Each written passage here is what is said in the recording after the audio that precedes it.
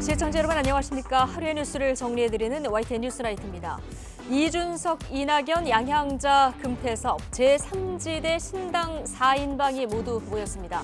한국의 희망 양향자 대표 출판기념회의 자리였는데 오가는 덕담 속에 이낙연, 이준석 전직 대표 2명의 빅텐트 주축이 되느냐 여부가 가장 관심사였습니다.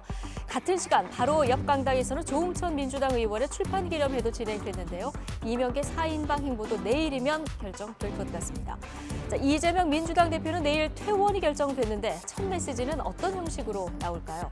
한동훈 비대위원장의 내일 1박 2일 부산 일정에도 여러 해석이 따라붙는데요. 잠시 뒤 나이트 포커스에서 전직 의원 두 분의 해석으로 들어보겠습니다. 화요일 뉴스라이트 오늘의 헤드라인 보시고 본격 출발합니다.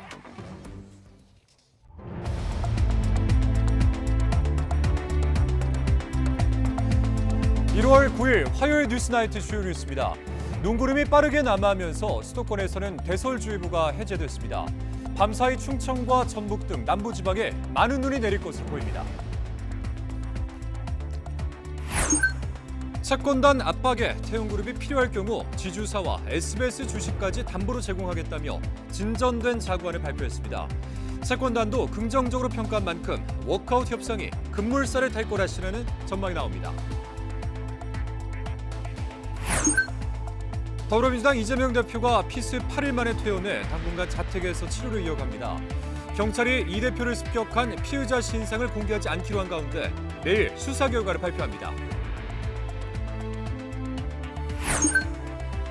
여야 협상이 결렬되면서 여당이 퇴장한 채 이태원 참사 특별법이 국회 본회의를 통과했습니다.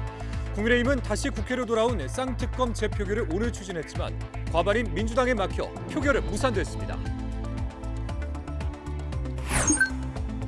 식용 목적으로 개를 키우거나 도살을 금지하는 개식용 금지법도 국회 본회의를 통과했습니다.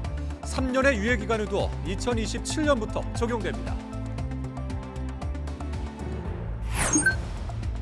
국민연금, 노령연금과 기초연금 지급액이 물가 상승분을 반영해 이번 달부터 3.6% 늘어납니다. 공무원 등 다른 공적 연금도 같은 인상폭이 적용됐습니다.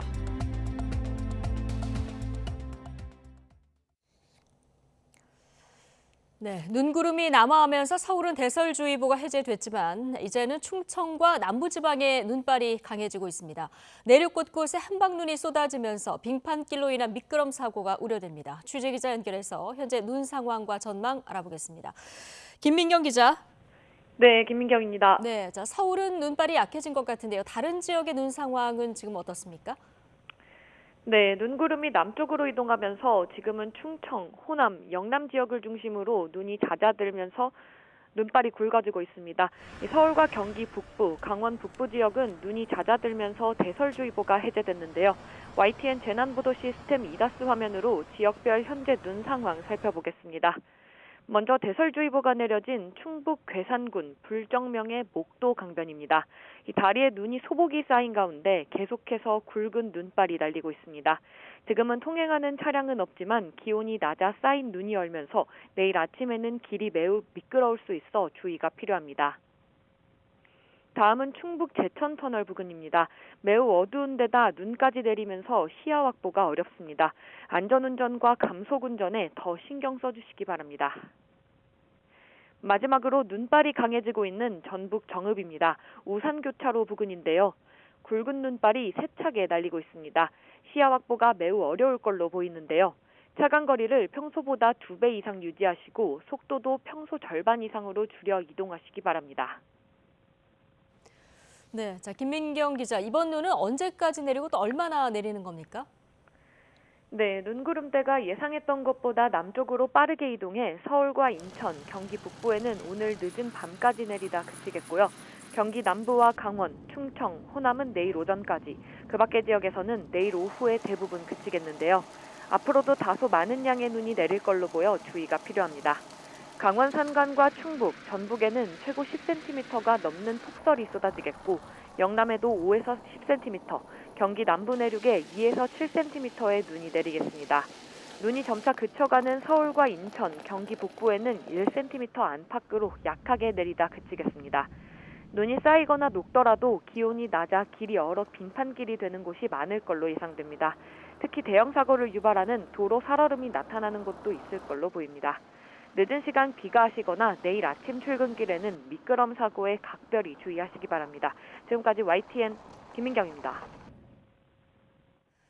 수도권을 중심으로 많은 눈이 내리면서 제2중부고속도로에서 다중 추돌 사고가 잇따랐습니다. 오늘 낮 1시 50분쯤 경기 이천시 제2중부고속도로 신둔나들목 인근에서 각각 차량 넉 대와 7대가 잇따라 들이받았습니다.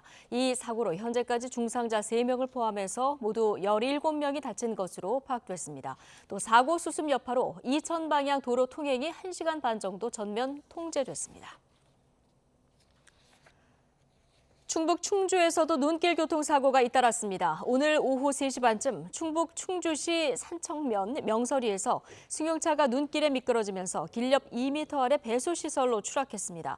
이 사고로 차량에 타고 있던 4명이 다쳐 병원으로 옮겨졌습니다. 오후 3시 50분쯤에는 충주시 소태면 인근 자동차 전용도로 충주 방향에서 25톤 화물차가 중앙분리대를 들이받고 넘어져 운전자가 병원으로 이송됐습니다.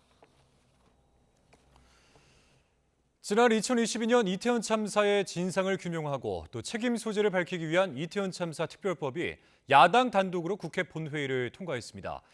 여당은 특별조사위원회를 만드는 건 재난을 정쟁화하는 거라며 표결에 불참했습니다. 강민경 기자의 보도입니다.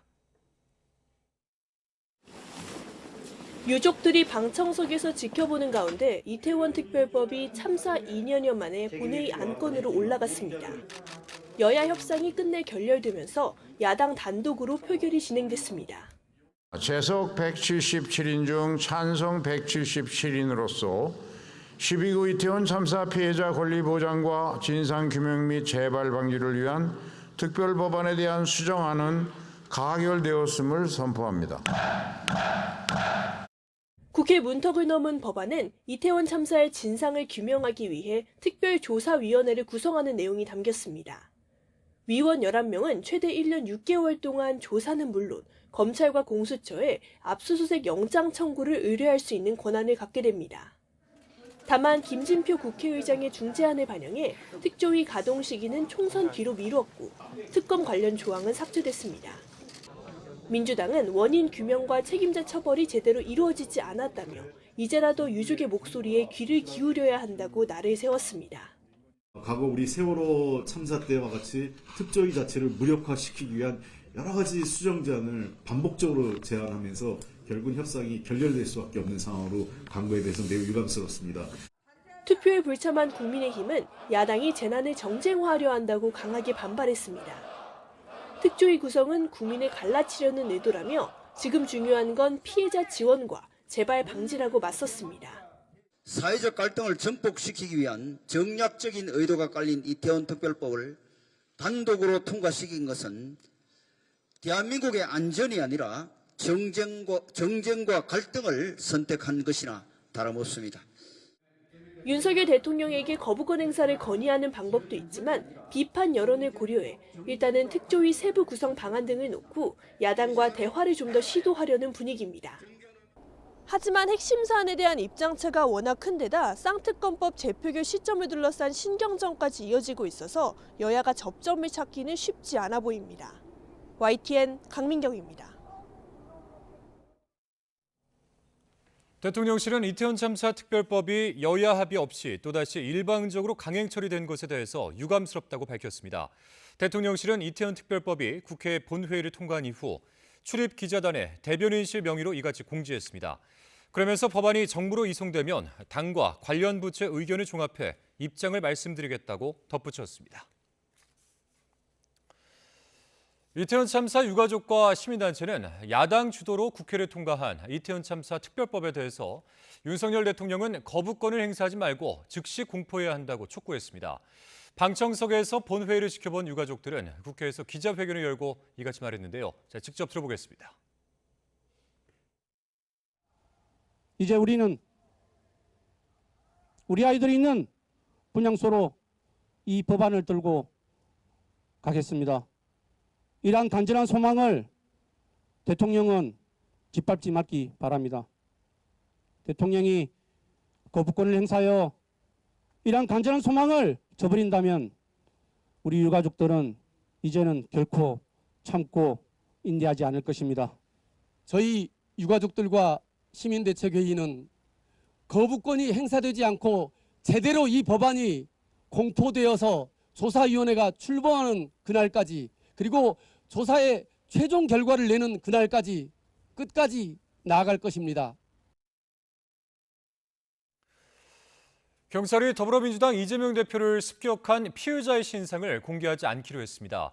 범행의 중대성과 국민 알 권리 등을 고려해도 공개 대상이 아니라고 판단한 건데, 경찰은 범행 동기와 배후 여부를 포함한 수사 결과를 내일 발표할 예정입니다. 차상은 기자입니다. 이재명 대표를 습격한 피의자 김모 씨에 대한 신상공개위원회가 시작된 시각은 오후 2시. 1시간 20분 만에 신상공개위는 얼굴과 이름 등 김 씨의 신상을 공개하지 않기로 결정했습니다. 범죄의 잔인성과 중대한 피해, 확보한 증거와 국민의 알 권리 등을 고려했지만 이번 사건은 공개 사안에 해당하지 않는다고 판단했습니다. 경찰이 정당법을 이유로 김 씨 당적도 공개하지 않기로 해 신상에 대한 궁금증은 남게 됐습니다.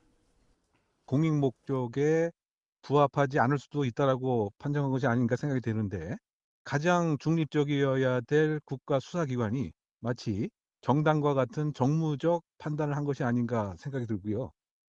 경찰은 습격 사건 수사가 대부분 마무리됨에 따라 범행 동기와 배후 여부 등이 담긴 수사 결과를 곧 발표하고 사건을 검찰에 보낼 예정입니다. 김 씨는 지난 2일 부산 가덕도에서 신공항 부지를 둘러보고 이동하던 이재명 대표를 살해하려 한 혐의로 현장에서 체포돼 구속됐습니다. 개조한 흉기를 준비해 이 대표의 일정을 미리 알고 따라다닌 사실이 확인됐고, 범행 동기가 담긴 거로 알려진 문서를 통해 왜곡된 정치적 신념에 따른 범행이라는 해석이 나옵니다. 경찰은 김 씨의 범행 계획을 알고도 방조한 혐의로 체포한 70대 A씨는 적극적으로 가담하지 않은 거로 보고 사안이 경미하다고 판단해 석방했습니다. YTN 최상입니다. 네, 흉기 피습 사건 이후 병원에서 치료받고 있는 이재명 대표는 내일 퇴원합니다. 당 안팎의 현안이 산적한 것과 무관찮아 보이는데요. 여야는 이 대표 습격범의 당적 공개를 놓고 때 아닌 특검 공방을 벌였습니다. 손효정 기자의 보도입니다. 민주당은 이재명 대표의 건강 상태가 많이 호전돼 내일 서울대병원에서 퇴원할 예정이라고 밝혔습니다. 지난 2일 부산에서 흉기에 피습된 이후 여드레 만입니다. 다만 바로 국회나 당사로 출근할 정도는 아니어서 당분간 자택에 머물며 치료를 이어갈 계획인 것으로 확인됐습니다. 의료진의 판단에 따랐다는 게 당의 설명이지만 총선을 석 달 앞두고 급박하게 돌아가는 정치권 상황도 예상보다 이른 퇴원 결정에 영향을 미친 것으로 보입니다. 이낙연 전 대표와 비주류 의원 모임의 탈당, 쌍특검 제표 결과 선거제 협상 등 주요 현안이 쌓여있기 때문입니다. 하나같이 제1야당 수장인 이 대표의 판단과 결정이 필요한 것들이라 일정 부분 자택에서 당무 지시를 내릴 것으로 예상됩니다. 연대할 수 있는 사람들을 최대한 많이 만나셔야 되고, 그다음에 지금 현안으로 올라와 있는 선거법 문제라든지 김건희 특검법이라든지 가르마를 타야 될 문제들이 굉장히 많이 있어서 빨리 좀 대표님이 나오셨으면 좋겠다. 이 대표 개인적으론 피습 사건의 여파에서 조금씩 벗어나는 모습이지만 당 차원에선 공세의 수위를 더욱 끌어올리고 있습니다. 특히 습격범의 당적을 공개하지 않은 경찰을 정조준했습니다. 적극적으로 협조를 했습니다. 그런데 이제 와서 수사당국이 수사 과정에서 그 여부를 밝히지 않는 것은 이건 매우 비겁하거나 아니면 사건을 은폐 축소하는 내용입니다. 경찰이 언론에 수사 정보를 유출하는 행태가 매우 부적절하다며 특검과 국정조사까지 거론했는데 국민의힘은 바로 반박했습니다. 틈만 나면 특검 카드를 꺼내더니 이제는 자신들의 당대표 관련 사건에까지 개입하겠다는 거냐고 목소리를 높였습니다. 말도 안 되는 특검을 외치며 정부와 여당을 겁박하더니 이제는 특검을 정치적 수단으로 활용하며 자당 대표와 관련된 수사 사건에 당당히 개입하겠다는 의지를. 특검은 수사의 공정성을 기대할 수 없을 때 추진하라는 게 여당의 확고한 입장이라 이재명 대표 피습 사건 수사를 둘러싼 야당과의 신경전이 당분간 불가피해 보입니다. YTN 손유정입니다. 이재명 대표 사퇴와 통합 비상대책위 구성을 요구해왔던 민주당 내 비주류 의원 모임 원칙과 상식이 내일 탈당을 선언합니다. 이재명 대표가 끝내 답을 주지 않았다는 건데요. 이낙연, 이준석 전 대표 등과 제3지대로 결집할 것이라는 관측이 나오고 있습니다. 김대경 기자입니다. 이재명 대표 피습 사건 이후 거취 표명 시기를 미뤘던 원칙과 상식 의원들이 민주당과의 공식 결별을 예고했습니다. 내일 공동 기자회견을 열고 탈당을 선언하기로 한 겁니다. 간절하게 요구한 것들에 대해서 제대로 된 답변을 들은 적이 없어요. 소위 말하는 묵살 정치죠. 이재명 대표에게 하루의 시간이 남았다.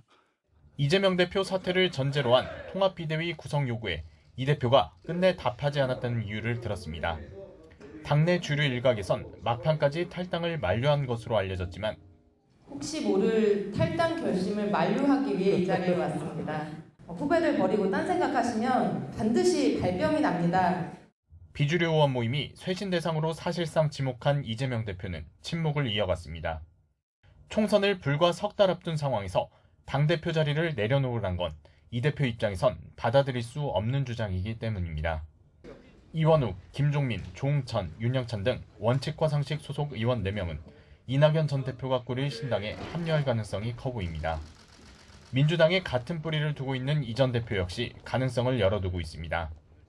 대표님 신당에 좀 합류하시겠다 이런 의사를 좀 밝히신 걸까요? 협력하게 될 것입니다. 네. 한 발 더 나아가 이준석 전 국민의힘 대표와 금태섭, 양양자 등 제3지대 활로를 모색하는 세력들과 힘을 합칠 수도 있습니다.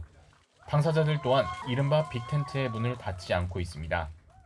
저는 이낙연 총리님께서 하신 그런 어떤 문제의식에는 공감하고요. 그런데 그것의 방법론에 있어서 우리는 좀 더 구체적이어야 된다 이렇게 생각합니다.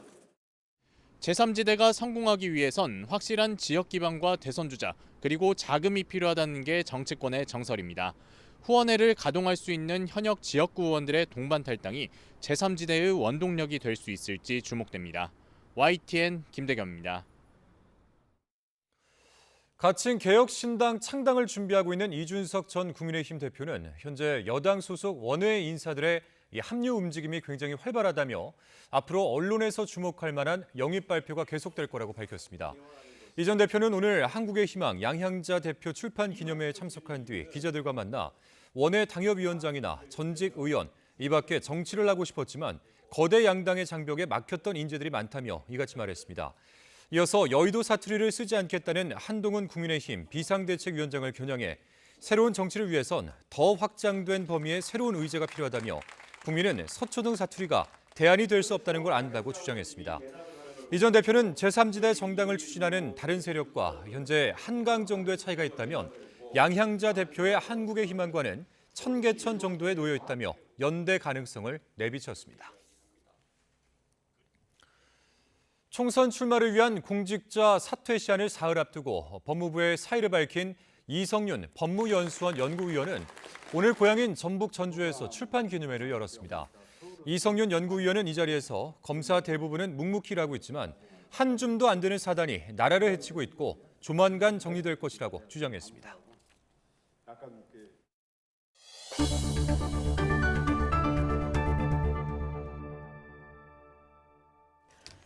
태영그룹이 워크아웃 과정에서 필요하면 지주사와 SBS 주식까지 담보로 제공하겠다며 진전된 자구안을 내놨습니다. 채권단이 신뢰 회복의 출발점이라고 긍정적으로 평가하면서 오는 11일 워크아웃 개시에도 청신호가 켜졌습니다. 윤혜리 기자입니다. 태영건설 워크아웃 개시 여부를 결정할 채권단 회의를 이틀 앞두고 윤세영 태영그룹 창업회장이 직접 설명에 나섰습니다. 필요하면 지주사와 SBS 지분을 담보로 제공하겠다며 진전된 자구안을 내놨습니다. 만약 그래도 부족할 경우에는 지주회사인 TY홀딩스와 SBS 주식도 담보로 해서 태영건설을 꼭 살려내겠습니다. 자구안 미이행 논란에 워크아웃이 무산될 위기에 몰리자 강한 회생 의지를 보인 겁니다. 다만 구체적인 시기를 확정하진 않았습니다. 오는 4월 워크아웃이 개시된 이후 기존 자구안으로도 유동성 문제가 해결되지 않을 경우라는 전제 조건을 달았습니다. 태영그룹이 금융당국과 채권단의 요구에 한 발 물러나는 모양새를 취하면서 워크아웃 협상은 급물살을 타게 됐습니다. 채권단은 계열주와 태영그룹이 시장 신뢰를 회복할 수 있는 첫 출발점이라며 긍정적으로 평가했습니다. 단 약속한 자구 계획 중에 단 하나라도 지켜지지 않는다면 워크아웃 절차는 중단될 수 있다고 경고했습니다. 금융당국은 진정성 있는 자구 노력을 전제로 지주사의 연대 보증 채무 유예 등 폭넓은 지원을 약속했습니다.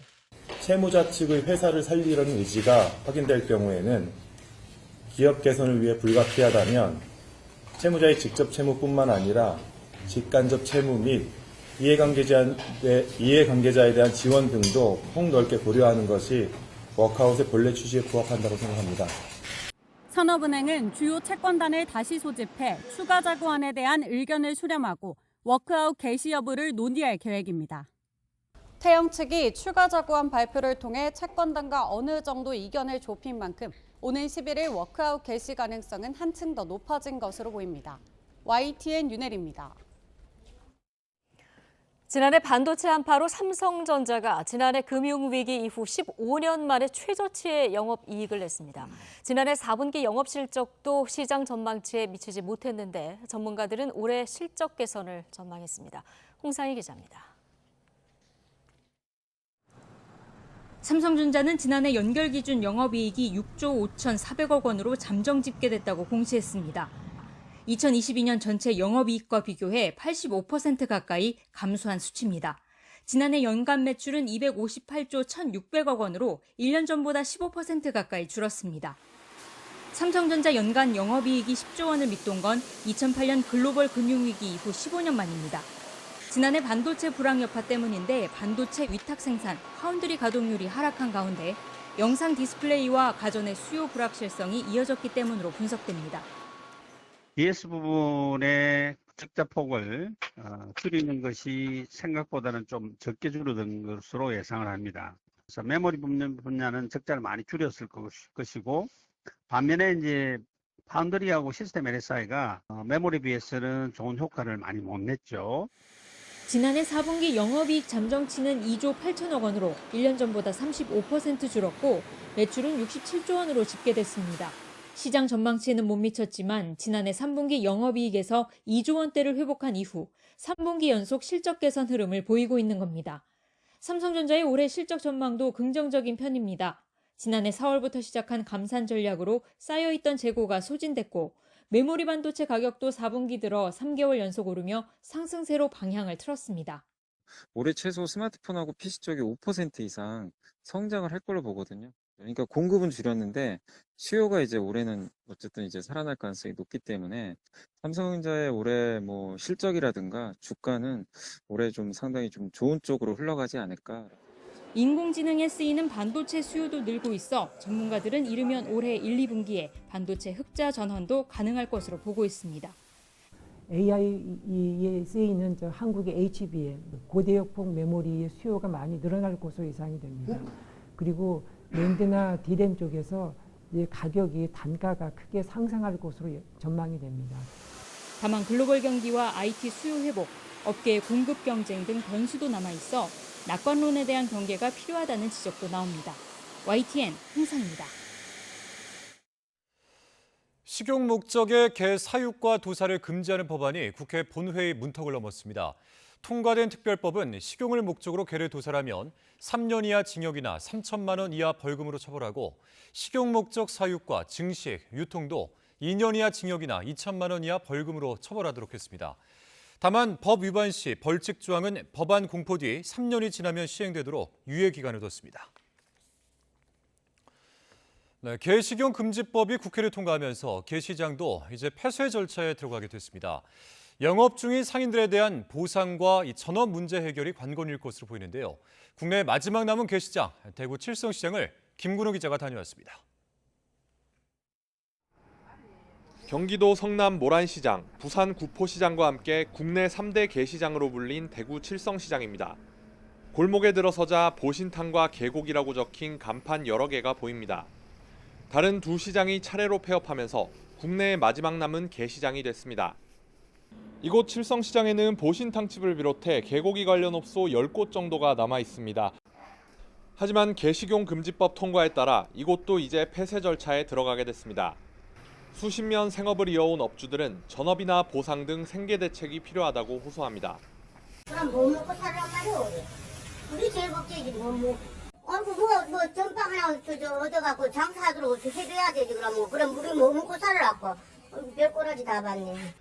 복날마다 찾아오는 반대 집회가 진절머리 나지만 평생 해온 일을 접자니 막막하기만 합니다. 근데 이것도 보상을 해주면 내일 당장이라도 할 마음 없어요. 근데 뭘 해가지고 먹고 살겠는 게 안 그럽니다. 이 불린 게 다른 거 저녁도 우리 불린 게 뭐라겠네. 저녁도 안 되지. 대부분 고령인 이들이 다른 생업을 찾지 못한다면 결국 음지에 숨어 다시 개고기를 팔 수밖에 없습니다. 그런 만큼 처벌 유예 기간 3년 동안 맞춤형 대책이 필요하다는 지적이 나옵니다. 중앙정부에서 이 보상과 관련한 기본 계획을 수립하도록 되어 있습니다. 기본 계획이 마련이 되면 우리 시는 그에 따라서 전업을 유도하거나 폐업에 관한 지원을 검토하도록 하겠습니다. 우여곡절 끝에 개식용 금지법이 통과됐지만 법이 안착하려면 업주들의 생계 대책 등 정부와 지자체의 세심한 접근이 필요해 보입니다. YTN 김근우입니다. 국민연금과 기초연금 수령액이 지난해 물가 상승률을 반영해 올해 3.6% 인상으로 결정됐습니다. 기초연금의 경우 11,000원 넘게 올라서 한 달에 33만 4,810원을 받게 됩니다. 조용성 기자가 보도합니다.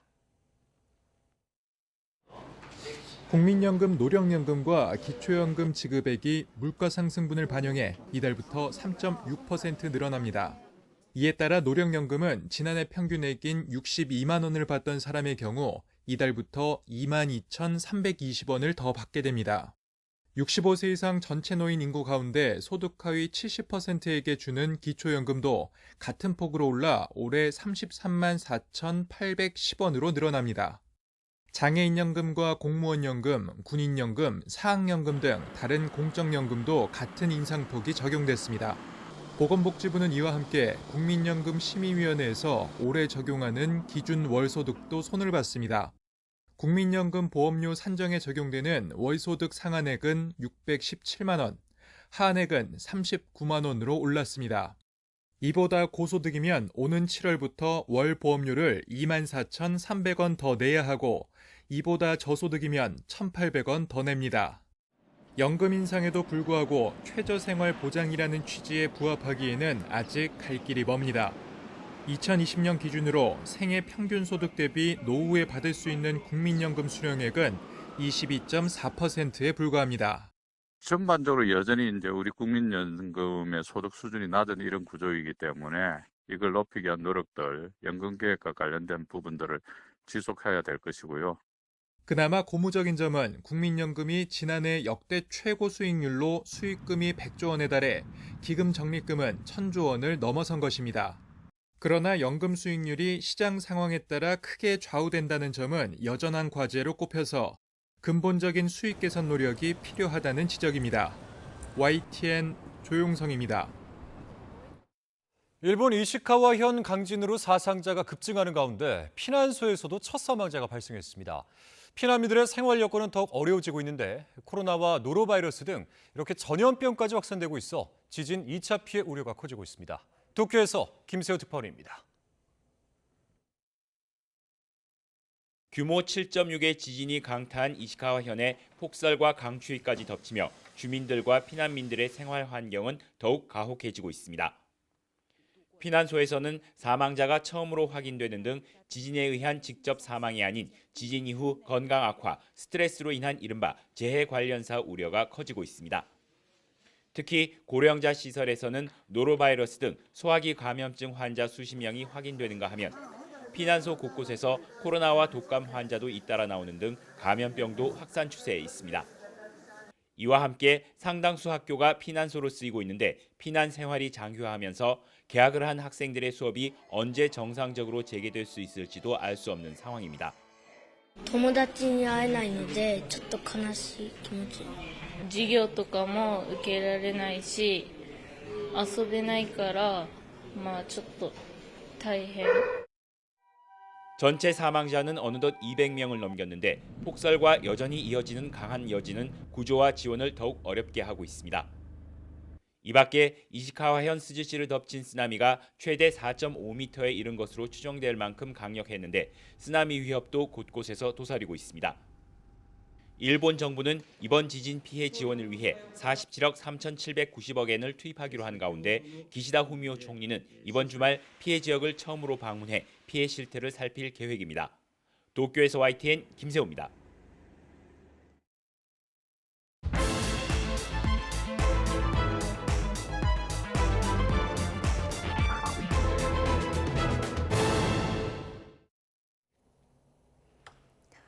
네, 오늘의 정치권 관심 뉴스들 짚어보는 나이트 포커스. 오늘은 민현주, 박원석 전직 의원 두 분과 함께하겠습니다. 어서 오십시오. 안녕하십니까. 안녕하십니까.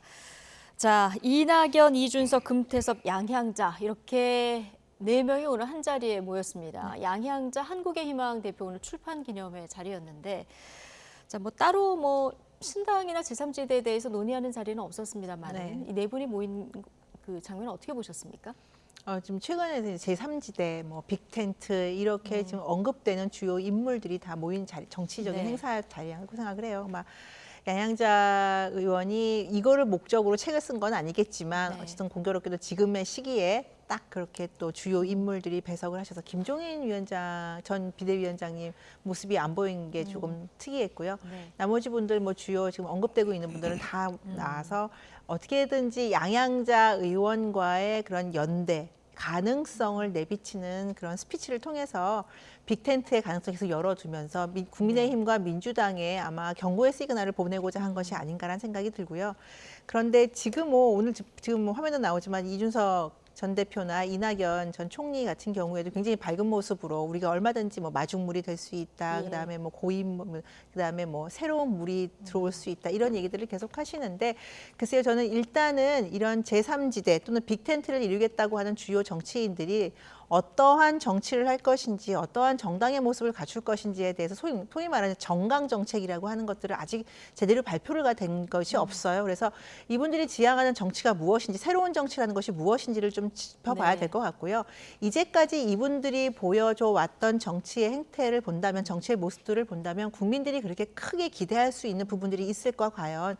이낙연 전 대표 같은 경우에는 민주당에서 오랜 기간 이제 다선 의원이었고 지자체장도 했었고요, 총리도 했었고요.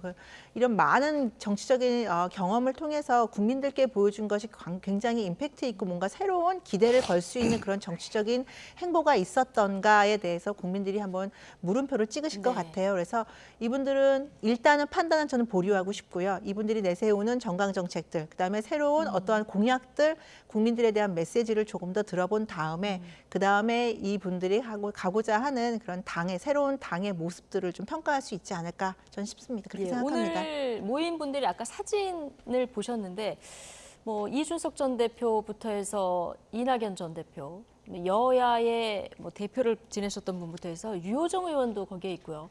보면 스펙트럼의 간격이 너무 이제 커서 뭉칠 수 있을까 이런 의구심을 갖는 분들도 있는데 오늘 어떻게 바라보셨습니까?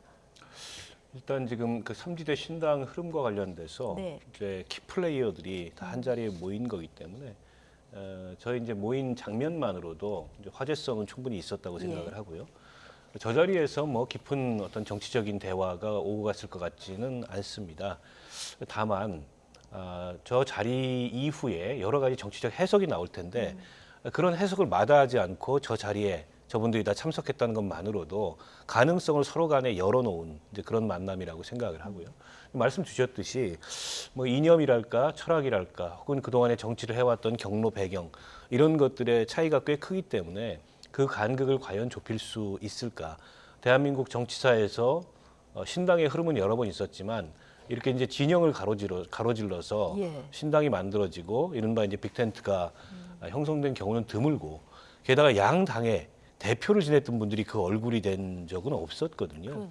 여러 그 면에서 좀 새로운 어떤 흐름이나 새로운 시도가 나타나고 있는데 저는 결국 지금 양당 정치가 보이고 있는 어떤 극단의 모습이나 퇴행의 거울 같은 거라고 생각합니다. 저 모습이.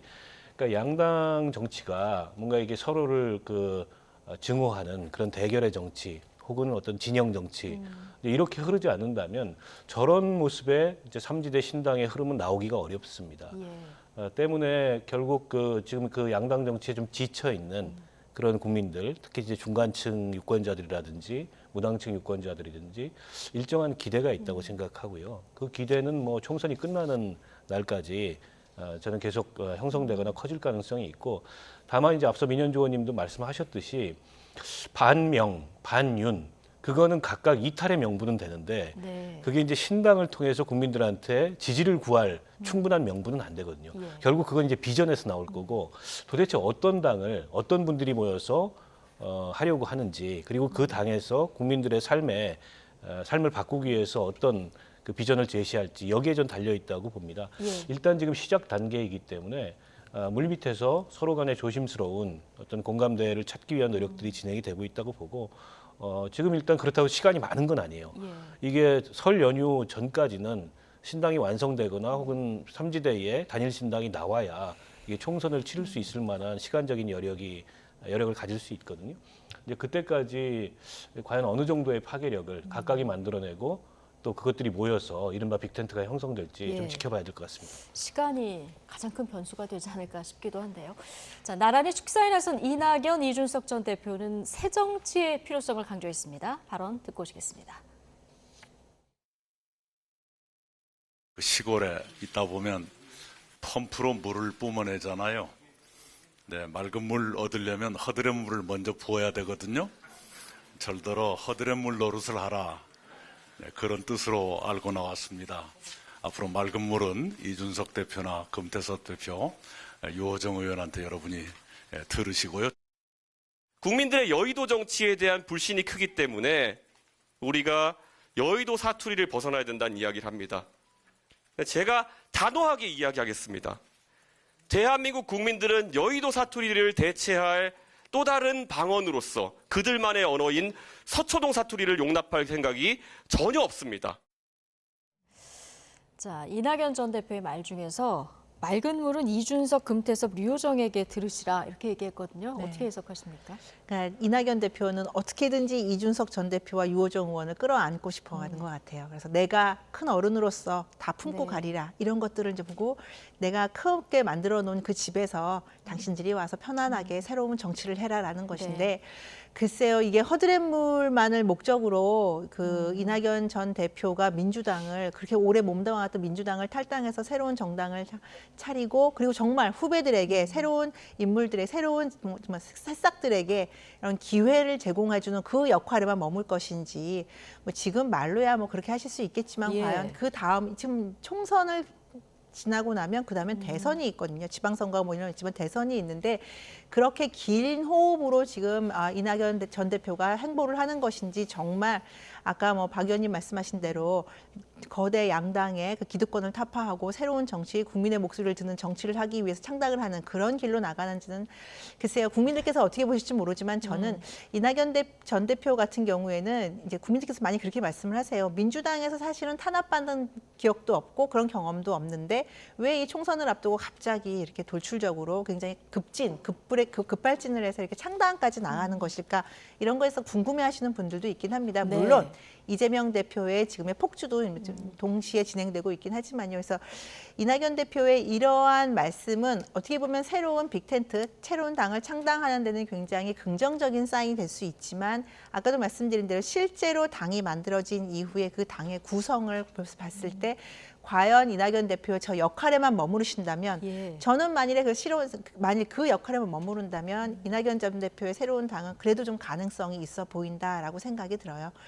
그렇지 않고 거기서 좀 한 발 더 나가서 욕심을 부린다면 아마 지금 있는 저렇게 새로운 아까 키 플레이어라고 말씀하셨는데요. 인지도 높은 정치적으로 굉장히 고단수의 키 플레이어들 간의 그 갈등이 증폭되면 어떻게 보면 새로운 신당은 총선을 앞둔 과거에 있었던 떴다방과 크게 다르지 않은 성과를 낼 수도 있다. 저는 그렇게 전망이 됩니다. 지금 허드렛 일은 내가 하겠다고 했는데 그 이상의 다른 욕심이 있다면 그 이후에 신당을 만들고 연대한 이후에는 희망이 크진 않아 보인다. 이런 얘기를 해주셨는데 자, 연대가 만약에 이낙연 전 대표, 이준석 전 대표 이 낙준 연대부터 성사된다고 했을 때 그때 만약에 신당 주도권을 누가 갖느냐 이 문제로 접어들게 되면 좀 쉽지 않아 보여요. 글쎄요, 뭐 그런 류의 신경전이 아예 없으리라 네. 장담하기가 어렵죠. 왜냐하면 이제 서로 다른 정치를 해왔고 또 그동안에 서로 다른 전략이나 셈법이 있었는데 그거를 이제 조정하면서 뭔가 합의를 만들어가는 과정에 당연히 발생할 수 있는 신경전이라고 보고요. 그러나 늘 생각해야 되는 건 양당과 어떤 점에서 차별성을 기할 건가. 이거를 이제 신당은 늘 생각해야 돼요. 지금 말씀하셨던 그런 주도권을 둘러싼 다툼 같은 건 양당 정치, 양당의 내부 정치에서 유권자들이 신물나도록 봐왔던 장면이거든요. 그걸 이제 신당을 만들어서 똑같이 반복하면 이제 그 신당에 국민들이 정치적 기대나 지지를 보낼까 이런 점을 저는 경계해야 된다고 보고요. 그래서 그 합의를 만들어가는 방식조차도 매우 새로워야 된다. 그래서 그걸 어떤 밀실에서 국민들을 모르는 상태에서 뭔가 힘겨루기를 하다가 어떤 합의를 만들었지만 그 합의가 또 깨지고 이런 장면을 몇 번만 노출해도 저는 그 신당에 대한 어떤 국민의 기대나 지지는 금방 깨질 거라고 보거든요. 오히려 국민들 앞에서 투명하게 이견은 노출하고 또 그 이견을 조정해가지고 합의를 만들어가는 과정을 보이고 그럼에도 불구하고 남아있는 이견은 또 뒤로 밀어놓고 이견을 남겨둔 채로 공존할 수 있는 그런 새로운 어떤 방식의 정당 운영이나 이런 면모를 보여야 기존 기성 정당과는 좀 차별성이 있구나 이런 것들을 국민한테 줄 수 있을 것 같아요. 이제 그런 어떤 지혜를 서로 간에 이 빅텐트를 만들어가는 과정에서 좀 발휘를 해야 된다고 보고 충분히 그럴 만한 합리성들이나 혹은 기존 정당 내에서 일종의 우격다짐식 정당 운영에 대한 비판적 문제의식을 가지고 신당에 참여하는 분들이기 때문에 마음의 준비들은 돼 있다고 봅니다. 근데 마음의 준비가 돼 있는 것과 막상 그걸 이제 실천하는 건 다르기 때문에 그걸 어떻게 이제 실천을 통해서 이제 국민들의 신뢰를 쌓아가느냐 이게 이제 신당이 이 앞두고 있는 숙제가 아닐까 싶습니다. 실천하는 과정에서 거대 양당과 똑같은 길로 가는 것을 좀 경계해야 된다 이런 말씀 해주셨는데 이준석 전 대표가 서초동 사투리 용납하지 못한다 이 얘기 했잖아요. 네. 이거는 한동훈 비대위원장 겨냥한 발언이라고 봐야겠죠. 뭐 다분히 그렇게 지금 해석될 수밖에 없을 것 같고요. 그러니까 이준석 전 대표는 뭐 한동훈 비대위원장 뿐만 아니라 윤석열 대통령까지 어쨌든 지금 국민의힘이 과거의 보수 정당과 너무 많이 다른 정당이 됐다라는 어떤 문제의식을 지속적으로 지적을 하고 있는 것 같고 그 본인이 이제 새로운 정당을 창당하는 명분을 이렇게 하다가는 보수가 괴멸된다 이런 얘기를 했던 적이 있어요. 그러니까 지금 저렇게 어떻게 보면은 검찰이라는 그런 어떤 특정한 직업적 배경을 가진 그런 분들이 들어와서 정치 경험 없이 정당을 하고 있는데 그것도 이제 상대 당의 대표를 포함한 이런 상대당 정치인들의 어떤 사법적인 문제를 부각시키면서 이렇게 정치를 하는 방식이 과연 이게 지금 시점에 대한민국의 보수 정당한테 국민들이 기대하는 그런 책임 정치의 모습일까에 대한 문제 의식을 가지고 있고 그 문제 제기를 계속 한다고 보고 사실은 뭐 한동훈 비대위원장이 여의도 사투리가 아닌 5천만 국민의 언어를 쓰겠다 얘기를 했지만 지금 한동훈 비대위원장이 쓰고 있는 언어가 과연 여의도 사투리는 확실히 아닌 것 같아요. 여의도에서는 좀 생소한 그런 표현들이나 이제 그런 레토릭들을 많이 쓰는데 그게 5천만 국민의 언어인지는 잘 모르겠다. 그런 면에서 여전히 이제 서초동 사투리라고 이준석 대표가 표현했던 검찰식의 사고방식, 검찰식의 논리, 검찰식의 어떤 문제 해결 방법 이런 데 치우쳐 있는 그런 정치 아니냐 이런 지적이 아닌가 싶습니다. 예, 이준석 전 대표가 한때는 한동훈 그때 당시는 법무부 장관이었을 때 여권의 천사 같은 존재다 이런 얘기도 했었는데 이제는 경쟁 구도가 좀 불가피한 거죠. 들었다 놨다 하는 거죠. 지금 이준석 대표가 들었다 놨다 하는데요. 이준석 대표가 잘하는 게 하나 있는데요. 실제로 일어나지 않은 일인데 앞으로 일어날 수도 있을 것들을 프레임을 딱 씌워서 마치 그것이 지금 발생하고 있는 현재의 지금 사건인 것, 상황인 것처럼 이제 딱 그 프레임을 잡는 건데 한동훈 지금 비대위원장이 서초동 사투리를 썼다라는 근거는 없지 않습니까? 그런 평가가 아직 나오고 있지도 않고요.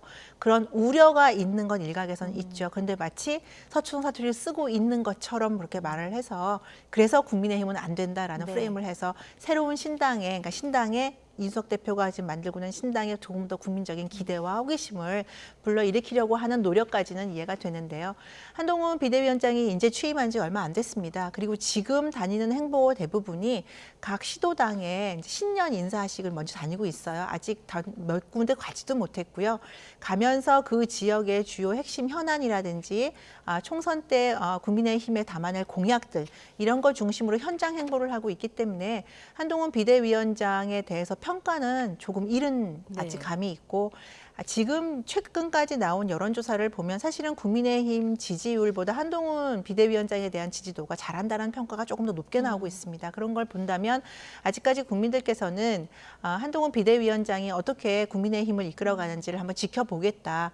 아직은 긍정적인 태도를 가지고 지켜보고 있는데 이준석 대표가 그거에 대해서 아무래도 좀 비판적인 입장을 취함으로써 그 기세를 꺾으려는 그런 의도도 엿보이는 거고요. 그래서 한동훈 비대위원장에 대해서는 저도 국민의힘 일원이지만 저도 좀 지켜보고 있고요. 국민의힘 당원들이나 일반 국민들도 지켜보고 있기 때문에 이준석 대표의 전 대표의 저런 섣부른 평가는 아직은 이르다라고 저는 생각합니다. 좀 더 지켜봐야 된다. 네. 예. 이낙연 전 대표 결심이 선 이후에 민주당을 향해서 기존의 화법과는 다르게 굉장히 직격하는 발언들을 많이 내놓고 있는데요. 자, 어제는 민주당 국회의원 44%가 전과자다 이런 얘기를 했는데 민주당 의원들로부터 맹 비난을 받았어요. 근데 팩트 체크를 해봤더니 이게 좀 사실과 달랐고 바로 또 사과를 했는데 어떻게 보셨습니까? 뭐 44%냐 41%냐 네. 그 차이가 저 발언의 가장 큰 문제는 아닌 것 같고요. 네. 민주당 의원들의 이제 전과라는 것이 대부분 이제 시국 사건 관련된 노동운동이나 민주화 운동을 하다가 만들어진 전과이기 때문에 그게 민주당의 도덕성의 문제는 아닌 것 같아요. 그런데다가 민주당의 전과자가 44%인 게 이낙연 전 대표의 탈당을 정당화시켜주는 그런 근거는 아닙니다. 명분이 될 수도 없고요. 네. 때문에 저 얘기는 제가 보기에는 글쎄요, 뭐 아주 적절한 얘기는 아니었던 것 같아요. 어디 지역의 방송 가가지고 인터뷰하면서 저 말씀을 하셨는데 저는 좀 잘 이해가 안 됩니다. 왜 저런 말씀을 하셨을까? 이를테면 지금 이낙연 전 대표한테 필요한 건 내가 민주당을 나갈 수밖에 없는 이런 이유가 있다라는 어떤 명분을 찾는 것 하나 하고 그리고 앞으로 이런 정치를 하겠다. 두 가지의 메시지를 집중하면 되는데 저희 얘기는 그 두 어디에도 해당하지 않습니다. 아마도 이재명 대표의 사법 리스크를 포함한 어떻게 보면 국민적 눈높이에서 이해할 수 없는 민주당 내에 여러 가지 사법적인 문제들이 있지 않습니까? 거슬러 올라가면은 뭐 조국 사태 때부터 시작해서 여러 가지 문제들이 지적될 수 있는데 이제 그런 것들을 통칭해서 얘기를 하고 싶었던 것 같은데 그러나 저 44%라는 통계는 굉장히 부적절한 얘기였고 대부분이 이제 민주화 운동, 시국 사건의 전력자들이 있는데 이게 이제 지금 민주당 내부를 굉장히 격앙시키고 있어요. 내일 모레 탈당 기자회견을 예고해 놓고 있는데 그 탈당 기자회견에 앞서서 어떻게 보면 이낙연 전 대표를 향한 비난이 더 커질 수도 있는 그런 빌미를 제공한 게 아닌가. 물론 이제 본인이 서둘러 사과를 하셨고 또 저게 뭐 이낙연 대표의 그런 어떤 탈당이나 신당 창당의 명분을 아예 훼손할 거다 이렇게는 생각하지 않습니다.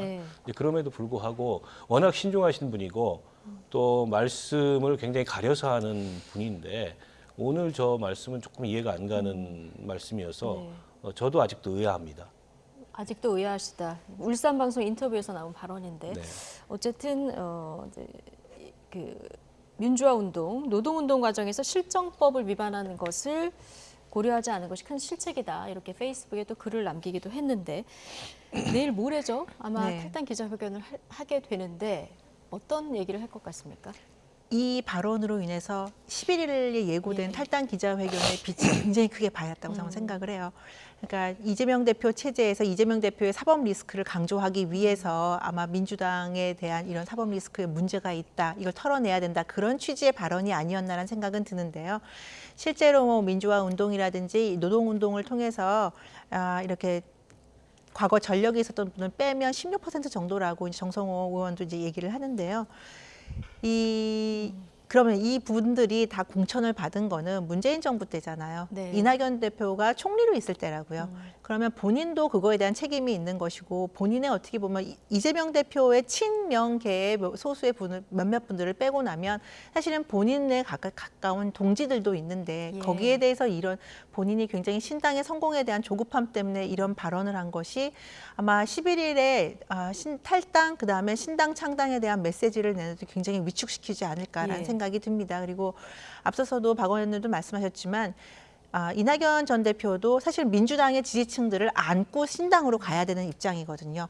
호남 세력뿐 아니라 수도권에 있는 민주당 지지층들도 함께 가고 특히나 문재인 대통령을 지지했던 그 세력들의 상당 부분도 같이 가야만 이낙연 대표의 신당이 성공을 할 수밖에 없는 상황인데 이 발언으로 인해서 상당 부분의 민주당 지지자들은 등을 돌릴 수 있다. 굉장히 이낙연 전 대표에 대해서 지금까지는 중립적인 입장을 취했던 분들도 이분이 너무 지나치게 과욕을 내는구나. 아까 허드렛물이 아니라 본인이 주인공이 되려고 하다 보니까 이렇게 말실수도 하게 되고 지나친 행보를 보이는구나라는 것 때문에 오히려 탈당은 뭐 어차피 예정돼 있는 거고요. 신당의 동력을 매우 약화시키는 굉장히 저는 중요한 실책이라고 생각을 합니다. 발언 하나 때문에. 네. 자, 굉장히 조심스럽고 신중하게 발언을 하는 이낙연 전 대표이기 때문에 이 발언이 왜 나왔을까? 두 분 다 이런 의견을 주셨는데 자, 일부러 같은 날짜를 잡은 건 아니겠습니다만 양향자 의원 출판기념회와 같은 시간 바로 옆 강당에서 조응천 민주당 의원의 출판기념회도 열렸습니다. 이재명 대표에게 마지막으로 답변을 요구하기도 했는데요. 듣고 오시겠습니다. 이제 국민한테 주어진 선택지는 친윤 수직 단일체제 정당과 친명 단일체제 정당밖에 없습니다. 가히 쉰밥 먹을래 탄밥 먹을래입니다. 민주당이 집권 정당이 될 수 있도록 중도에 서서 민주당을 혁신하고 끊임없이 몫을 내달라고 요구를 했습니다. 매기로 살아달라고 얘기했습니다. 그래서 전 그때부터 지금까지 똑같이 살고 있습니다. 답을 듣고 싶습니다. 더 이상 민주당에게 저 조응천 같은 사람은 필요 없는지 제발 좀 답을 주십시오. 네, 제발 좀 답을 달라. 오전 인터뷰에서도 내일까지 답이 없으면 탈당하겠다 이렇게 최후 통첩을 보내지 않았습니까? 원칙과 상식이 요구한 그 안이 뭐냐면 이재명 대표 사퇴 그리고 통합비대위 구성인데 이게 현실적으로 지금 들어줄 가능성이 있습니까? 없죠. 저게 사실은 지난 연말까지 시한을 두고서 저 요구를 했던 건데 연말에 뭐 전직 총리들을 연쇄적으로 이재명 대표가 만났고 또 정세균 총리 같은 경우에는 벼랑 끝에서 손을 놓는 자세로 임해달라라고까지 얘기를 했는데 응답이 없었습니다. 그 얘기는 저런 요구에 대해서 거부의 의사를 분명하게 표현을 한 거고 때문에 지금 조응천 의원을 비롯해서 원칙과 상식 의원들이 일종의 이제 최후 통첩성 메시지를 얘기하는 것도 그거를 이재명 대표가 수용하리라는 기대라기보다도 어쨌든 본인들이 지금까지 얘기해왔던 건 이런 거다라고 다시 한번 이제 당 안팎의 여론을 환기하기 위해서 하시는 말씀이고 내일 오전에 아마 탈당 기자회견을 하는 걸로 저도 들어서 알고 있습니다. 내일 이제 어떤 메시지들이 나오는지 지금까지 어쨌든 당내에서 끊임없이 당 운영의 쇄신 또 이재명 대표 체제로 대표되는 리더십의 어떤 리스크를 극복해야 된다. 그래야 민주당이 총선에 승리할 수 있다. 이 일관된 목소리를 내왔는데 이게 이제 계속 벽에 부딪혔던 거거든요.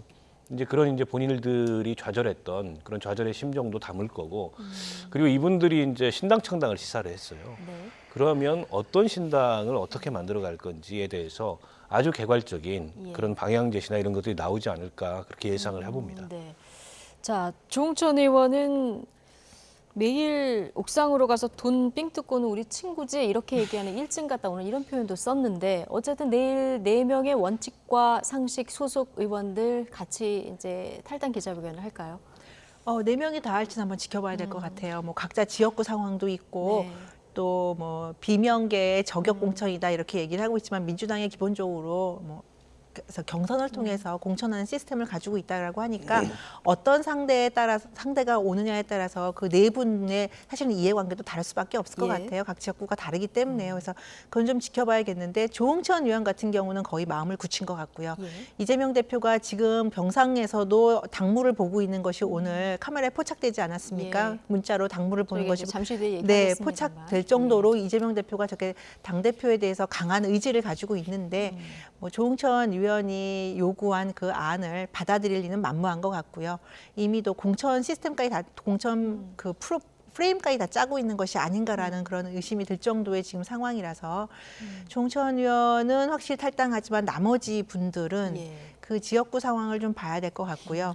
그중에 근데 뭐 이원욱 의원이나 이런 분들은 기존에 인터뷰한 것들을 보더라도 확실한 이재명 대표의 뭔가 대안이 마련되지 않으면 탈당에 참여할 것 같은 그렇게 전망이 되고는 있습니다. 네, 이원욱 의원 같은 경우는 이제 플랫폼 역할을 좀 해보고 싶다 이런 얘기도 해서 어떤 역할을 각자 생각하고 있는지 좀 봐야 될 것 같고요. 제3지대 앞서 얘기한 그 합류 여부도 관심인데 일단 네 분이 탈당하게 되면 어떻게 할 것 같습니까? 어제 오늘 뭐 그 네 분들 중에 몇 분이 인터뷰하신 거나 이런 내용을 보면 이제 신당 창당을 하겠다라는 생각을 굳힌 것 같습니다. 다만 이 신당이 완결적인 신당이라기보다도 신당을 만들어도 빅텐트로 나아가기 위한 하나의 교두보로서의 신당 정도를 생각하는 게 아닌가 싶고요. 이낙연 총리하고 그럼 같이 하는 거냐, 따로 하는 거냐, 이제 이런 어떤 그 논란들도 좀 있는데 따로 하지는 않겠죠. 왜냐하면 같은 당 출신이고 또 어떻게 보면 지금 이재명 대표 체제에 대해서 같은 문제의식을 가지고서 탈당을 하는데 각각 따로따로 이제 창당 작업을 한다면 그거 좀 이상하거든요. 다만 이제 양측 사이에 이러저러한 논의들이 있는 걸로 알고 있는데 그 사이에 약간 이제 뭐 시점 내지는 뭐 방향 그리고 구체적으로 누가 앞서고 누가 조금 뒤서고 이런 차원의 문제들을 가지고 이슈들이 좀 있는 걸로 알고 있어요. 아마 뭐 하루 이틀 사이에 조정이 되지 않을까 싶고 조정이 되면 결국 그 원칙과 상식과 이낙연 총리 측이 함께 신당을 만드는 모습으로 이렇게 외화되지 않을까 싶습니다. 그래서 내일 일단 신당 창당을 할 거라는 의지는 밝히고 신당 창당에 관한 보다 구체적 계획은 조만간 또 따로 자리를 마련해서 밝히는 것으로 알고 있습니다.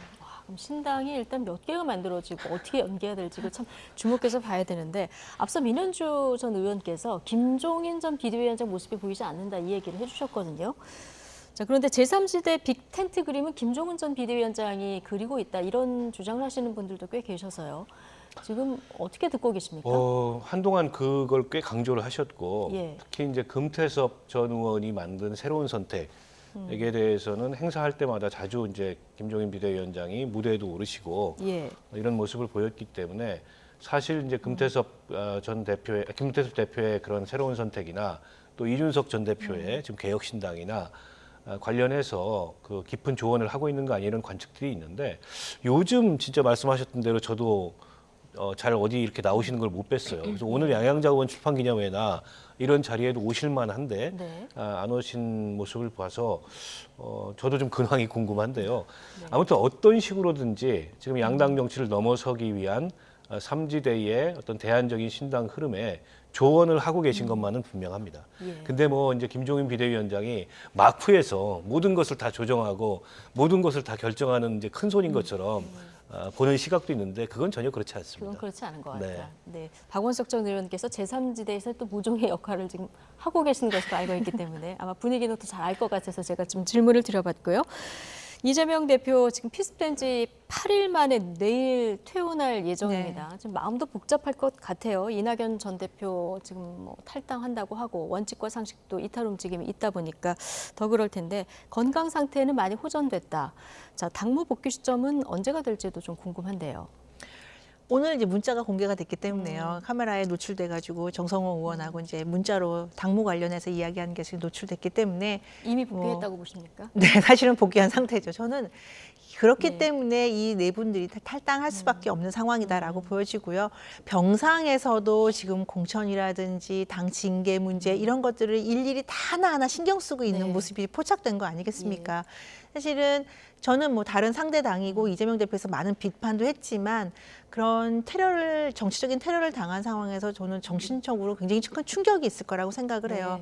트라우마에 가까운 상황이었기 때문에 이재명 대표가 복귀하는 데는 좀 시간이 걸리지 않을까. 그리고 병원 논란이 있었지만 그럼에도 불구하고 그래도 어쨌든 굉장히 불행한 상황에 있는 분이기 때문에 좀 지켜보고 좀 조용히 있다. 일단은 회복될 때까지는 조용히 있어야 된다라고 생각을 했는데 제 그런 걱정이 기우일 정도로 문자로 그렇게 하시는 것을 당무를 보시는 걸 보고 이분이 정말 총선에 대한 의지 그다음에 이 당대표에 대한 의지는 누구보다 강하구나라는 생각이 들었고요. 그렇기 때문에 이재명 대표 당무 복귀는 사실은 이제는 이미 된 거지만 직접 회의까지 나오는 거는 그렇게 오래 걸리지는 않을 것이다. 이렇게 당무 보는 것이 다 국민들께 알려졌는데 회의석상에 못 나온다고 하는 것은 물론 뭐 몸이 또 직접 움직이는 건 다르지만 곧 복귀를 할 것이고 그렇게 된다면 민주당의 공천 시기에는 좀 빨라지지 않을까. 좀 그렇게 전망이 됩니다.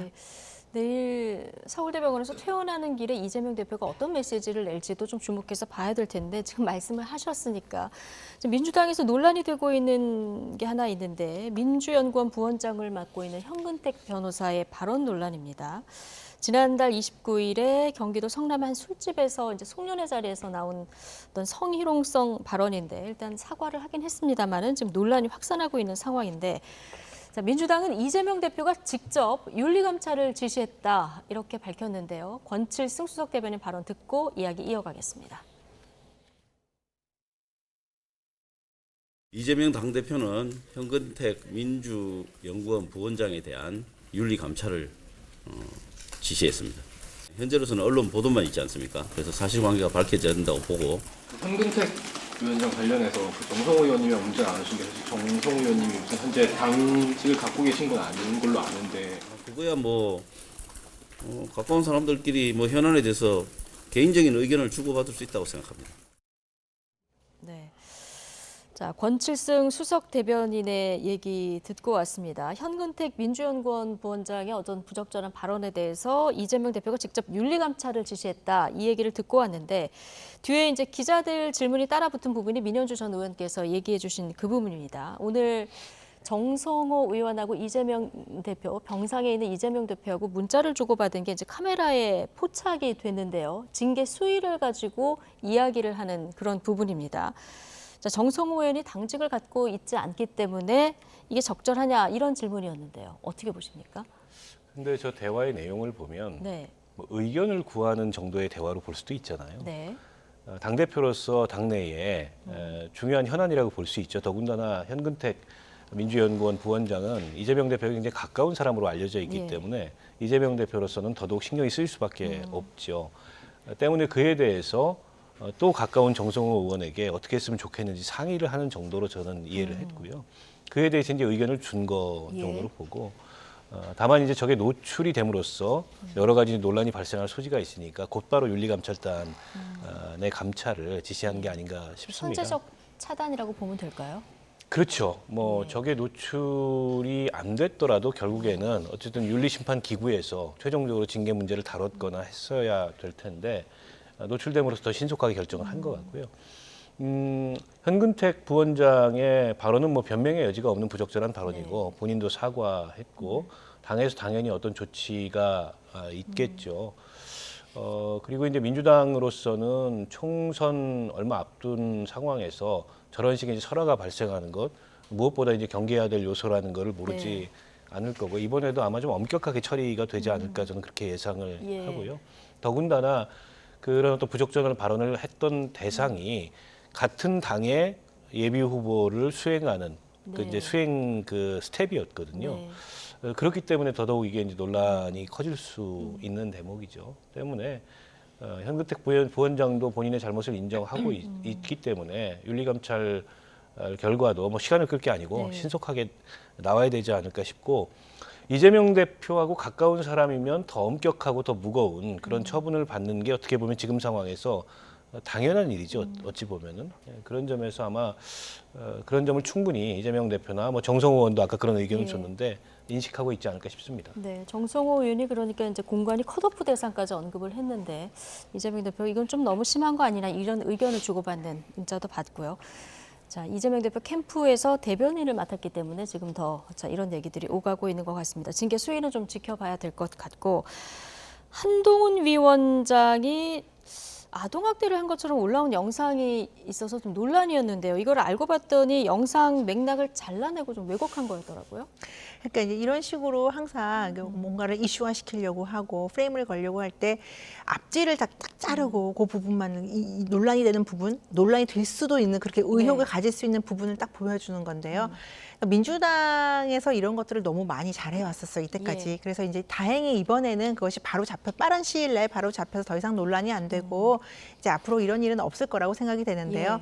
이제 더 이상 이런 정치를 하는 것은 저는 뭐 이건 길게 말할 것도 아니라고 생각을 하고 더 이상 이런 정치는 하지 않아야 국민의힘도 마찬가지지만 민주당도 이제 민심을 받을 것이다라고 저는 다시 얘기하고 싶습니다. 국민의힘에서는 악마의 편집이다. 이제 가짜 뉴스에 단호하게 대응하겠다 이런 메시지도 나왔는데 한동훈 위원장 뭐 새해 들어서 광폭 행보입니다.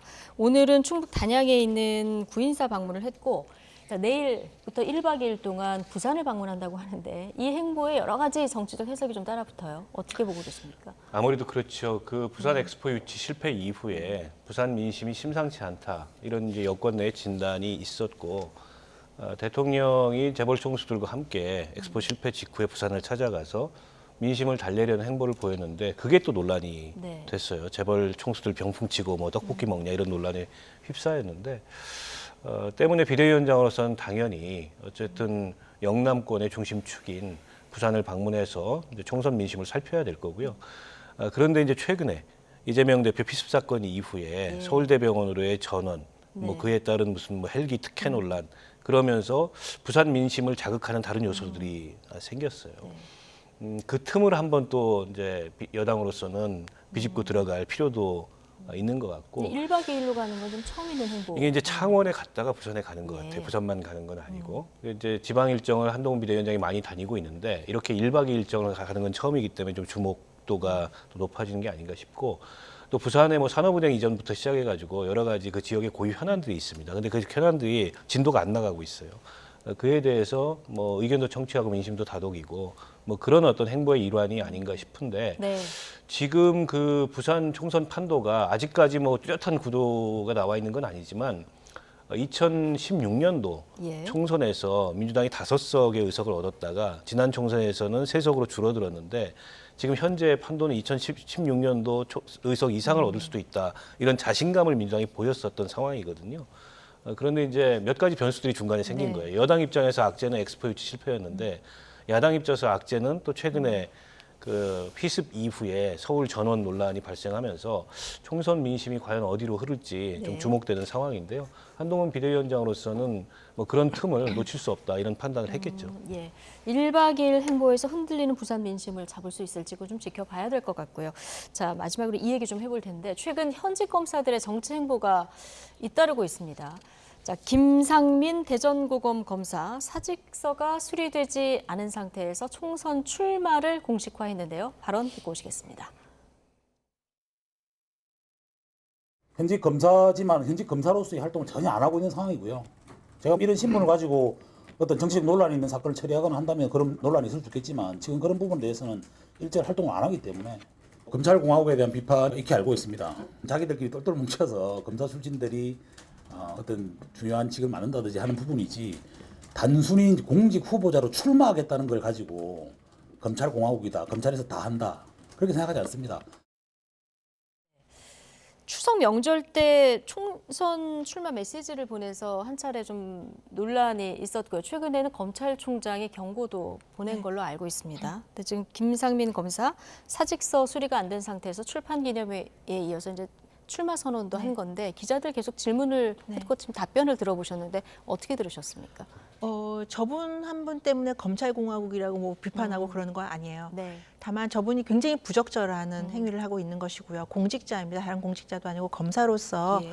누구보다도 법 앞에 평등해야 된다. 그다음에 그 법을 엄격한 기준을 통해서 국민들을 재단을 하고 심판을 하는 그런 자리에 있는 분이 본인이 제대로 된 규정이나 법을 지키지 않으면서 정치적인 행위를 한 것. 예. 특히 검사는 정치적인 행위가 금지되어 있거든요. 이런 상황에서 이 문제가 돼서 검찰총장이 아까 말씀하신 대로 경고하고 감찰까지 되고 있고 대전으로 좌천 인사까지 된 상황에서도 계속 지금 뭐 그 기자회견하고 지금 출마 기자회견을 하고 있는 거 아니겠습니까? 굉장히 부적절합니다. 이 사실 근데 저는 뭐 이걸 물타기로 할 생각은 없는데요. 이게 황운하 민주당 의원 건 처리 때부터 이게 문제가 됐던 사건이었어요. 문재인 정부 때 황운하 의원이 그 당시에 경찰 신분으로서 제대로 사직서가 처리가 되지 않은 상황에서 출마를 했거든요. 그걸 강행을 했고 그것이 적법하다는 또 판결까지 나왔습니다. 그 이후에 많은 공직자들이 공직을 걸고 출마에 관련된 정치적인 행위를 갖다가 거의 뭐 보이는 곳에서 보이지 않는 곳에서 하는 것이 다반사가 돼버렸습니다. 그래서 우리나라의 공직윤리를 바로잡기 위해서라도 이번 김상민 검사 이 건은 분명히 바로잡을 이런 사안이지 본인의 이 사퇴를 갖다 사표를 제대로 받아주지 않고 출마를 막는 것으로 인해서 검찰에 대한 탄압이다라고 보는 것은 본인을 너무 큰 인물로 보고 이건 정말 침도봉대하는 것이고요. 김상민 검사는 이 부분에 대해서는 분명하게 검찰총장에 위하 분명히 감찰 이후에 전 처리를 해야 된다고 그래야만 국민들께서도 오해하지 않으시고 국민의힘이 바로 잡고 있구나. 검사 몇 명에게 휘둘리지 않는구나라는 분명한 메시지를 받으실 거라고 생각합니다. 예. 자, 친문 검사로 불리는 이성윤 검사도 오늘 출판 기념회를 열었습니다. 지금 말씀하신 대로 황운하 의원의 선례가 있었기 때문에 지금 뭐 현직에 있으면서도 출마하고 당선되는 것이 이제 가능한 이런 상황이 됐는데 지역구를 보면은 이성윤 검사장은 뭐 민주당 쪽으로 나올 테니까요. 전주, 고창 이런 쪽으로 출마 검토하고 있고요. 또 지난해 이미 사직을 했는데 신성식 검사장도 순천 출마를 위해서 이미 뭐 이걸 공식화한 이런 상황입니다. 앞서 얘기한 김성민 부장검사 같은 경우에는 또 그 여권의 어떤 텃밭에서 지금 나올 움직임을 보이고 있는데, 자 검사들의 현직에서의 출마도 좀 얘기가 나오지만 너무 또 텃밭에만 출마하려는 거 아니냐 이런 얘기도 나오고요. 어떻게 보십니까? 그러니까 이게 검찰의 직업 윤리는 다른 어떤 직업보다 엄격한 정치적 중립성을 요구합니다. 수사권을 갖고 있기 때문에 그래요. 근데 이제 이렇게 검사들이 사직서도 수리되기 전에 앞다퉈서 출마 선언을 하고 공직선거에 나오려고 하는 모습이 결국 이제 검찰이라는 그 직업 집단 전체에 대한 국민들의 좋지 않은 인상을 더 심화시키지 않을까 싶고, 특히 이 정부 들어서 일종의 이제 뭐 검찰공화국, 검찰 정치 이런 논란이 굉장히 강해지는데, 또 이렇게 검사들이 현직을 갖고 있으면서 거의 정치 행보를 하고 사표도 수리 안 되는데 출마 선언을 하고 공천을 받겠다고 하고, 국민의힘 입장에서 굉장히 좀 부담스러울 것 같거든요. 저분들이 공천을 받는지 일단 좀 지켜봐야 될 것 같고, 이성윤 검사장, 고검장 같은 경우에는 지금 사직을 못 해요. 저분이 이제 수사받고 재판받는 상황이기 때문에 사표가 수리가 안 됩니다. 근데 앞서 민현주 의원님이 그 황운하 의원의 판례 때문에 그럼에도 불구하고 출마하고 당선이 될 수 있다고 말씀을 주셨는데, 저는 약간 그게 모순이어 보이거든요. 그래서 어떤 식으로든지 좀 해결이 돼야 된다고 봅니다. 이를테면 이 재판을 받거나 감찰을 받고 있어도 사표를 수리할 수 있도록 하거나, 아니면 그런 경우에는 공직선거에 출마할 수 없도록 하거나, 이게 정리가 돼야지 뭔가 이게 좀 상식적으로도 그렇고 법리적으로도 이게 충돌 가능성이 있는 거 아닌가, 이런 생각이 계속 듭니다. 법으로 좀 정리할 필요가 있다. 네. 예. 알겠습니다. 자, 총선 관련 이야기. 자, 오늘 민현주, 박원석 전 직원 두 분과 함께했습니다. 고맙습니다.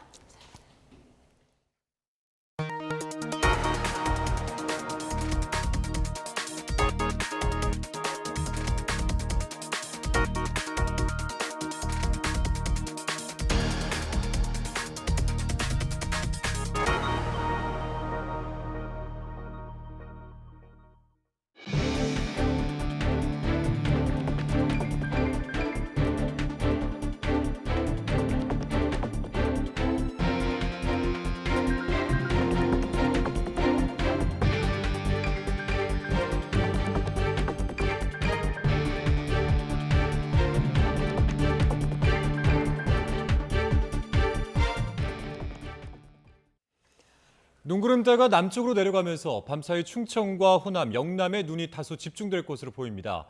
기상청은 충청과 남부지방에는 대설특보 속에 밤사이 많게는 10cm 안팎의 많은 눈이 쏟아지겠다고 밝혔습니다. 눈이 쌓이거나 녹더라도 기온이 낮아 길이 얼어서 빙판길 미끄럼 사고 위험이 커질 것으로 보여 교통안전에 각별한 주의가 필요합니다.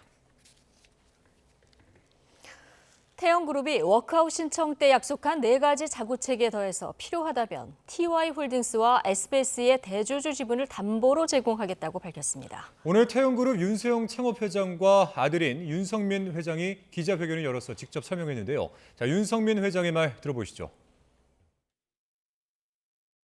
반드시 태영건설을 정상화시켜 채권단 그리고 저희와 관련된 모든 분들께 피해가 최소화되도록 모든 노력을 다하도록 하겠습니다. 태영건설을 살리기 위해 필요하다면 TY홀딩스와 SBS 보유 지분도 담보로 제공하고 TY홀딩스의 대주주 및 이사회 의장, 태영건설의 이사회 의장으로서 창업 회장님과 뜻을 같이하여 태영건설 워크아웃을 성공적으로 마무리 짓도록 하겠습니다. 이복현 금융감독원장은 태영건설 워크아웃 추진과 관련해서 채무자 측이 회사를 살리려는 의지가 확인될 경우 채권단도 지원을 폭넓게 고려하는 게 본래 취지에 부합한다고 밝혔습니다.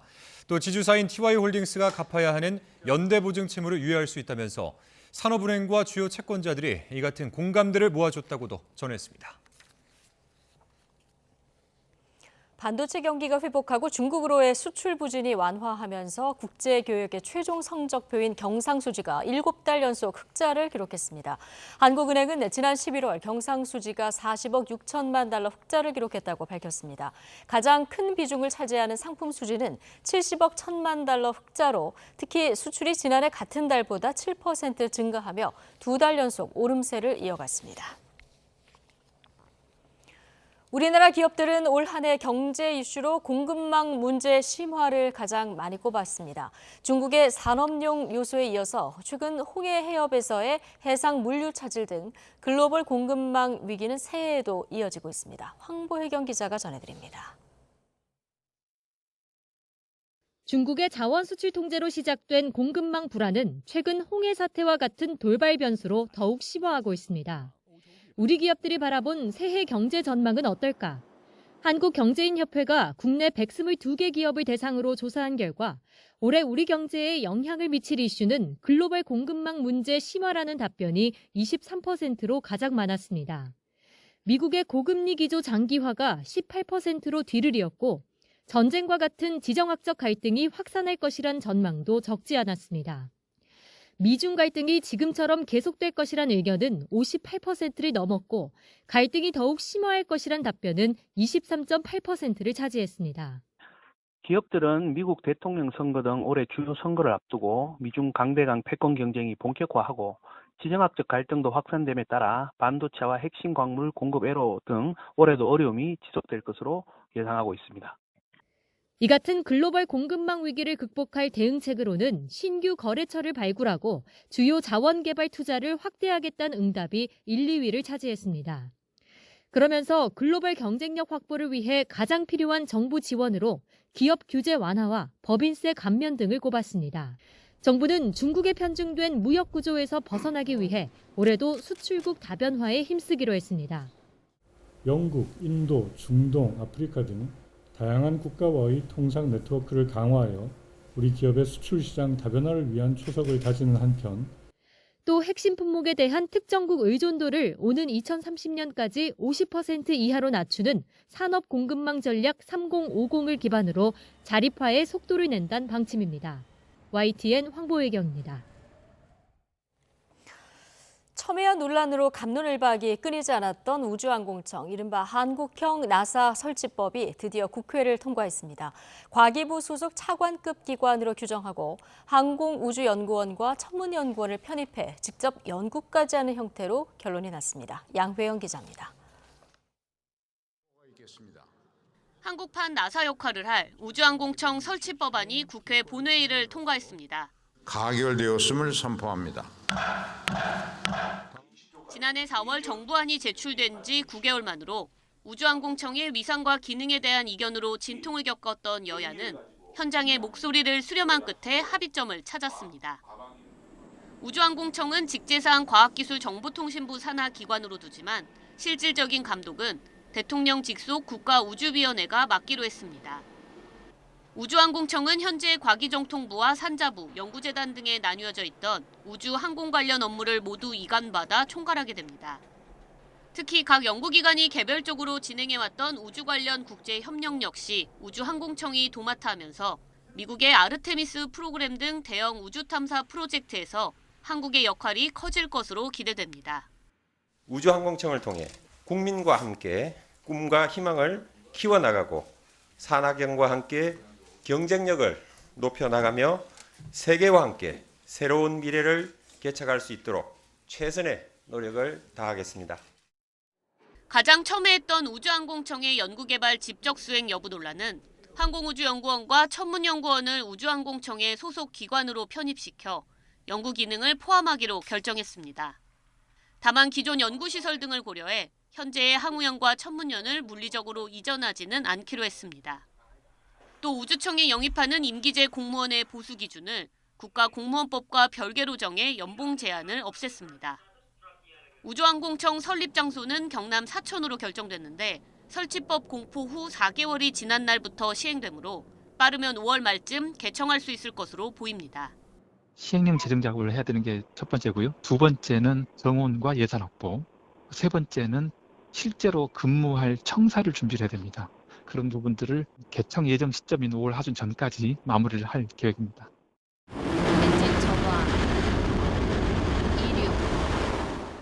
전문가들은 우주항공청 설립으로 이제 글로벌 우주 경쟁의 출발선에 선 것이라며 오랜 논의 끝에 우주항공청 설치법이 통과된 만큼 우주항공청이 국가 우주 컨트롤 타워 역할을 제대로 해야 한다고 강조했습니다.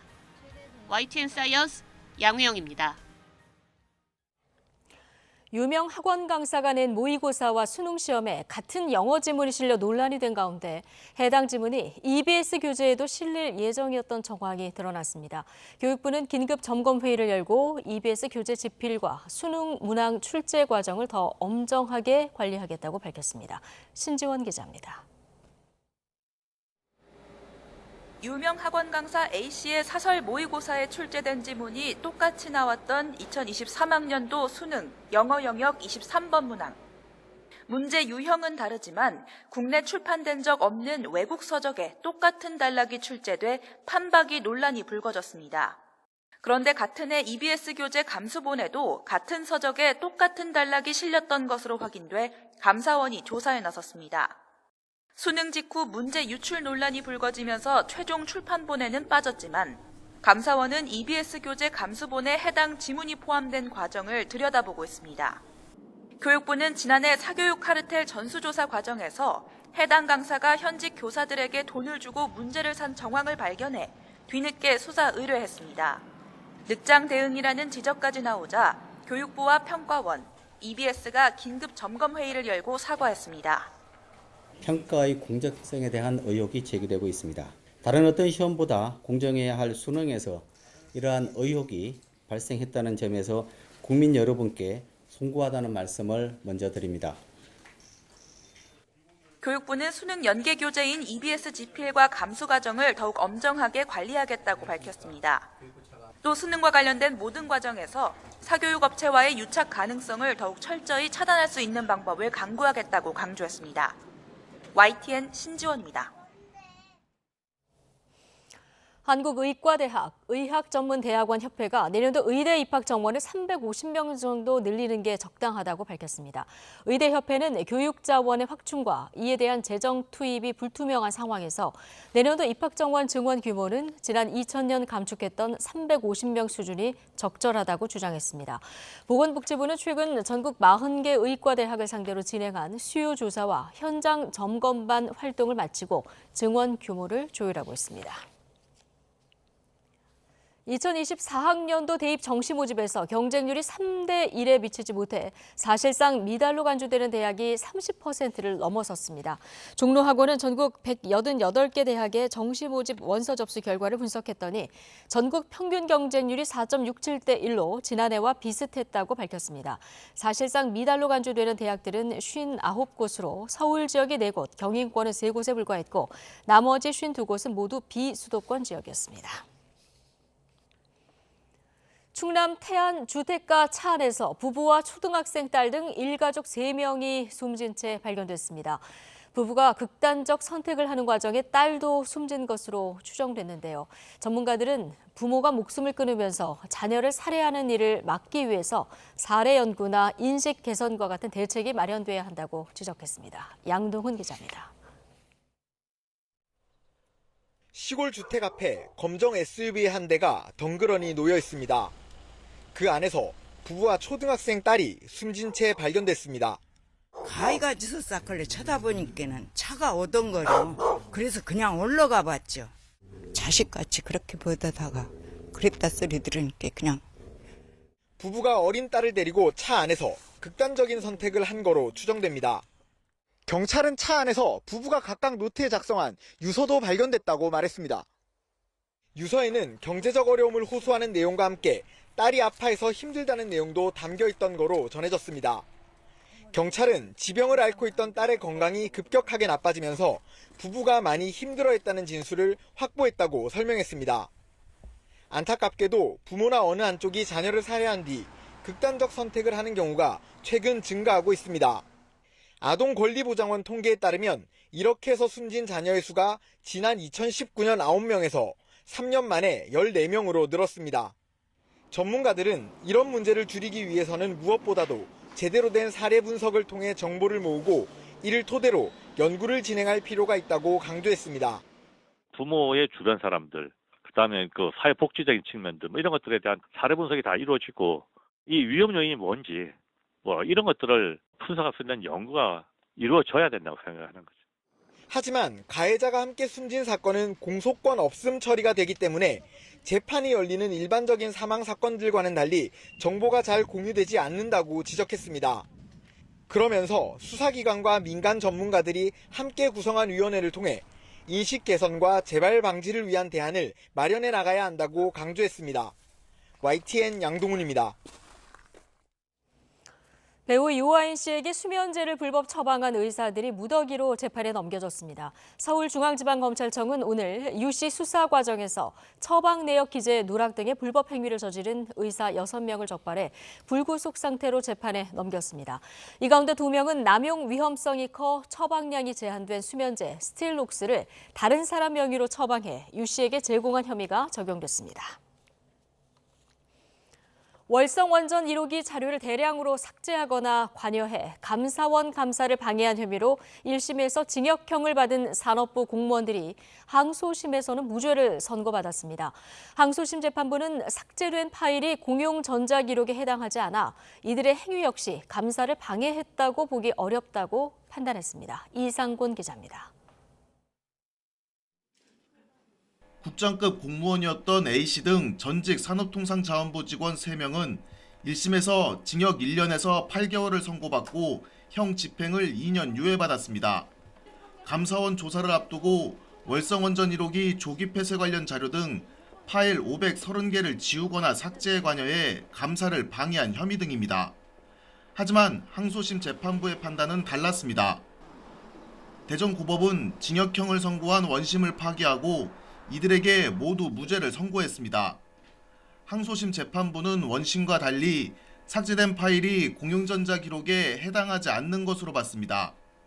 먼저 담당 공무원이 개별적으로 보관하는 내용은 손상죄 대상이 되지 않는 것으로 보는 것이 타당하다고 밝혔습니다. 삭제된 파일들도 문서관리 시스템과 공용 디스크, 다른 직원들 컴퓨터에도 저장돼 있어 자료를 삭제한 행위가 공용전자 기록을 손상했다고 보기 어렵다고 설명했습니다. 한밤중 사무실에 침입한 혐의에 대해서도 평온 상태를 해치는 행위로 볼만한 증거가 없다며 원심처럼 무죄로 판단했습니다. 재판부는 감사 지연과 관련해 오히려 감사원의 부실한 업무 처리로 인한 결과일 가능성이 커 보이고 피고인들의 행위로 인해 감사 방해의 위험이 발생했다고 보기 어렵다고 강조했습니다. 결국 항소심 법원은 피고인들이 공영전자 기록에 해당하지 않는 파일을 삭제했기 때문에 감사를 방해했다는 검찰 주장은 입증되지 않았다고 결론지었습니다. 피고인들은 지난해 1심 판결 뒤 산업부로부터 해임 징계를 받고 모두 퇴사했습니다. 월성원전 1호기 조기 폐쇄를 두고 이 밖에 경제성 평가 조작 등의 혐의로 백운규 전 산업부 장관 등 5명에 대한 재판이 2년 넘게 진행되고 있습니다. 법원이 원전 자료 삭제 피고인들에 이어 경제성 평가 조작 사건 관계자들에게도 무죄를 선고할 경우 전 정권에 대한 무리한 수사가 아니었느냐는 비판이 커질 전망입니다. YTN 이상곤입니다. 이태원 참사 특별법이 국회 본회의를 통과했습니다. 국민의힘 의원들은 야당 강행 처리에 항의하며 표결에 불참했고 더불어민주당 등 야당 의원 177명이 찬성표를 던져 법안이 가결됐습니다. 특별법은 진상규명을 위해 특별조사위원회를 구성하는 게 골자로 위원 11명은 조사는 물론 검찰과 공수처에 압수수색 영장 청구를 의뢰할 수 있는 권한을 갖습니다. 시행 시기는 공포 후 3개월에서 총선이 치러지는 오는 4월 10일로 수정됐습니다. 이태원 참사 진상규명 특별법이 국회 본회의 문턱을 넘으며 유족들은 안도의 한숨을 내쉬었습니다. 하지만 당장 제2요구권이 행사될 가능성부터 진상규명이 제대로 될 수 있을지에 대한 우려까지 유족들의 걱정은 여전한 상황입니다. 김태원 기자의 보도입니다.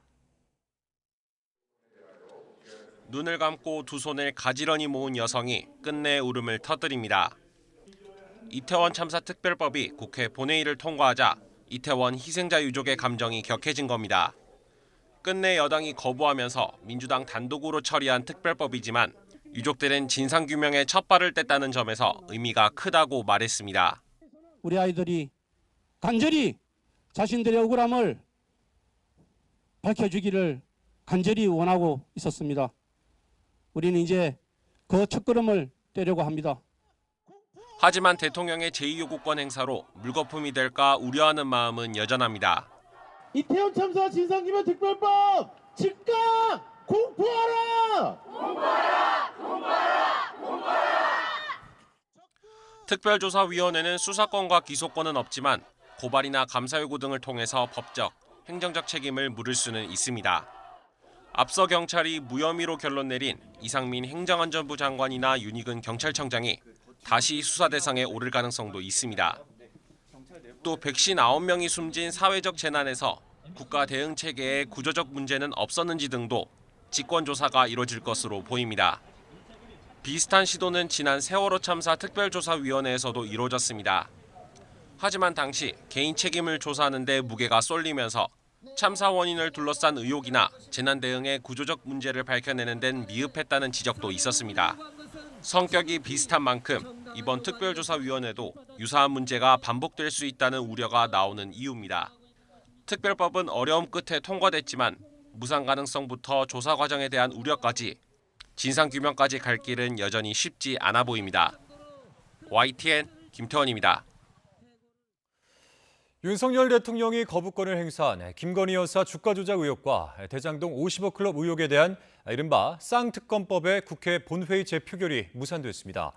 국민의힘은 오늘 본회의에 2개 특검 법안의 상정을 요구하는 의사일정 변경 동의안을 제출해 표결에 붙였지만 더불어민주당 등 야권 의원들이 반대표를 던지면서 모두 부결됐습니다. 국민의힘은 신속한 재표결이 필요하다는 입장인 반면 민주당은 거부권 행사에 대한 권한쟁의 심판 청구 여부를 검토하고 있다며 당분간 재표결 절차를 밟지 않겠다고 맞서고 있습니다. 그동안 김건희 여사 관련 언급을 꺼리던 여당에서 최근 김 여사 리스크를 관리해야 한다는 발언이 잇따르고 있습니다. 총선을 이겨야 한다는 절박한 인식이 반영된 것으로 보이는데 대통령실은 제2부속실 검토 등 대책을 고민하는 모습입니다. 권남기 기자입니다. 국민의힘 당내 3선 이상 중진 20여 명이 모인 연석회의. 쌍특검법 대응 방안을 논의하는 자리였지만 김건희 여사 관련 내용이 일부 언급됐습니다. 공개적으로 모두 구체적인 언급을 피했지만 여론 안 좋고 뭐 정무적으로 대응 잘해야 된다 이런 원론적인 내가 할 말이 없어. 그래도 내가 할 말이 없어. 여사 사과가 필요하다 이렇게 말씀하신 의원도 계셨나요? 그건 못 들었어요. 총선을 석 달 앞두고 김 여사 리스크 해소 방안에 대한 의견이 오간 것으로 전해졌습니다. 당에선 제2부속실 설치와 특별감찰관 임명을 넘어선 추가 대응이 필요하다는 인식이 강한데 공개 발언도 하나둘 나오기 시작했습니다. 김건희 여사 리스크를 어떤 식으로 제어할 것인지 국민들의 의혹들, 발생한 반감들을 아마 국민들의 감정을 고려한 여러 가지 추가적 행보가 있지 않을까 예상을 합니다. 특검법을 총선용 악법으로 규정한 여당 지도부는 김 여사 리스크에 대해선 대통령실의 대응을 지켜보자며 말을 아끼고 있습니다. 제2부속실 설치를 비롯한 여러 가지 조치들을 당에서 지켜보고 있습니다. 김 여사 일정 관리 등을 위한 제2부속실 부활을 검토하고 있는 대통령실은 민심을 면밀하게 살피는 모습입니다. 총선을 앞두고 야당의 단골 공격 소재가 된 김 여사 관련 리스크 문제는 결국 윤 대통령이 풀어야 한다는 게 여권 내 중론입니다. 신년 기자회견이 해법 도출을 위한 계기가 될 수 있는데 대통령실은 기자회견 개최 여부를 여전히 고심하고 있습니다. YTN 권남기입니다. 더불어민주당 민주연구원 현근택 부원장이 지역 정치인의 한 여성 비서에게 성희롱성 발언을 했다는 주장이 나와 논란이 일고 있습니다. 현 부원장은 지난해 12월 경기도 성남시에서 열린 시민단체 송년회에 참석했는데 지역 정치인 A씨와 여성 수행비서 B씨에게 같이 사는 사이냐며 성희롱성 발언을 했다는 의혹이 제기됐습니다.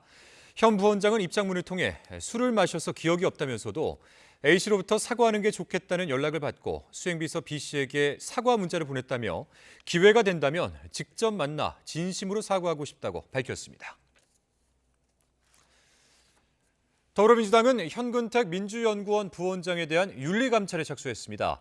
권칠승 수석 대변인은 오늘 긴급 최고위원 간담회 뒤 기자들과 만나 이 대표가 이 같은 지시를 내렸다고 밝혔습니다. 이어 현재는 언론 보도만 있어서 사실관계를 먼저 파악해야 한다며 이를 위해서 감찰을 지시했다고 설명했습니다. 권 대변인은 또한 이 대표가 현재 당직을 맡고 있지 않은 정성호 의원과 현 부원장에 대한 징계 수위를 메신저로 상의하는 사진이 보도된 데 대해선 가까운 사이에 개인적 의견을 주고받을 수 있다고 답했습니다. 연초 전국을 돌며 표심 공략에 나선 국민의힘 한동훈 비대위원장이 내일 취임 뒤 첫 1박 2일 일정으로 부산을 방문합니다. 통상적인 지역 순회 일정 가운데 하나라지만 당 안팎에선 이재명 대표 피섭 사건 이후 불거진 서울 이성 논란을 겨냥했다는 해석도 나오고 있습니다. 나혜인 기자입니다. 한동훈 비대위원장은 신년 인사를 겸해 당원과의 소통에 집중했던 다른 지역과 달리 이번 부산 방문 일정에 공을 들였습니다. 당직자 회의 전후 미래 일자리 현장 간담회와 남포동 비프광장에서 시민들을 만나는 자리를 따로 마련했습니다. 다음 날 아침엔 부산항에서 취임 뒤 첫 현장 비대위 회의를 주재합니다. 여당 지도부 역시 한 위원장의 부산 방문에 의미를 부여하며 지원 사격에 나섰습니다. 윤석열 정부 국정과제인 산업은행 부산 이전과 고준위 방사성 폐기물 특별법 제정 같은 지역 현안이 야당 때문에 발목 잡혀 있다고 여론전을 폈습니다. 민주당은 겉으로는 지방 균형 발전을 내세우면서 산업은행 부산 이전이 단지 윤석열 대통령의 핵심 공약이자 국정과제라는 이유로 논의를 거부하며 비협조로 일관하고 있습니다. 엑스포 유치 실패 이후 흔들리는 지역 민심을 다잡으려는 건데 당내에선 한 위원장의 부산 방문을 민주당 이재명 대표의 서울대병원 전원 결정과 대비시키려는 분위기도 감지됩니다. 정상적인 절차를 거쳤다는 민주당의 반박에도 피습 직후 부산 대신 서울로 옮겨 수술받은 이 대표를 비판한 지역 의료계 등의 반발을 부산 홀대론으로 부각하겠다는 겁니다. 일부 의사단체가 고발장까지 낸 헬기 이송 특혜 논란과는 거리를 두면서도 지역 의료 활성화를 강조했던 민주당의 행보와는 모순된다고 비판하고 있습니다. 마치 부산대병원의 어떤 의료 수준에 대한 폄하, 또 의료기관의 서열화 이런 것이 나타나면서 지역 의료를 활성화하자고 그동안 주창했던 민주당의 모순적 행동을 여당은 이재명 대표의 서울 이송 과정을 둘러싼 논란이 총선 최대 승부처 가운데 하나인 부산 민심에 미칠 영향을 주시하고 있습니다. 광주에서 5.18 정신을 외친 뒤 민주당 출신 이상민 의원 영입에 성공한 한동훈 비대위원장이 부산 표심 공략에 성공할지 주목됩니다. YTN 나인입니다. 법관 기피 신청으로 중단됐던 이화영 전 경기도 평화부지사의 재판이 77일 만에 재개됐습니다. 이번 재판에서도 이 전 부지사 측은 공소 사실을 부인했고 검찰은 이 전 부지사 측이 또다시 재판을 지연시키려 한다며 맞섰습니다. 우종훈 기자의 보도입니다. 쌍방울 대북 송금에 관여한 의혹을 받는 이화영 전 경기도 평화부지사의 재판이 재개됐습니다. 지난해 이 전 부지사 측이 법관 기피 신청을 한 지 77일 만입니다. 하지만 내용은 제자리 걸음이었습니다. 이 전 부지사 측은 검찰의 공소 사실을 부인하며 주요 내용에 대한 검증이 필요하다고 강조했습니다. 쌍방울이 북한에 보낸 800만 달러는 자신들의 사업을 위한 것이었지 이 전 부지사와는 무관하고 뇌물로 제공됐다는 법인카드는 이 전 부지사가 썼다는 증명이 불분명하다고 주장했습니다. 지금까지 검찰의 주장은 대단히 산만했고 불분명했습니다. 오히려 그 집중 심리를 위한 구체적인 쟁점들을 저희가 요청할 생각입니다. 검찰은 이 전 부지사 측이 재판을 또다시 지연시키고 있다고 맞섰습니다. 크게 의미 없거나 확인할 수 없는 부분을 사실 확인 요청해 시간을 끌고 있다는 겁니다. 통신 기록은 보존 기한이 1년인데 지난 2021년 이 전 부지사와 증거인멸을 논의했다는 김성태 전 쌍방울 회장의 주장을 검증해야 한다면서 통신 기록을 요청한 사례를 대표적으로 지적했습니다. 또 이 전 부지사 측의 법관 기피 신청이 대법원에서까지 기각된 상황에서 이번에는 오는 2월 법원 인사이동을 노리는 것 같다며 신속한 심리를 요구했습니다. 재판에서는 지난해 10월 끝내지 못한 김 전 회장과 안부수 아태평화교류협회장에 대한 피고인 측 신문도 예정돼 있었지만 이 전 부지사와 변호인이 법정에서 이견을 보여 다음 기일로 미뤄졌습니다. 재판이 속도를 내야 한다는 검찰 측과 혐의 사실에 대한 확인을 처음부터 다시 해야 한다는 이 전 부지사 측이 팽팽하게 맞서는 상황.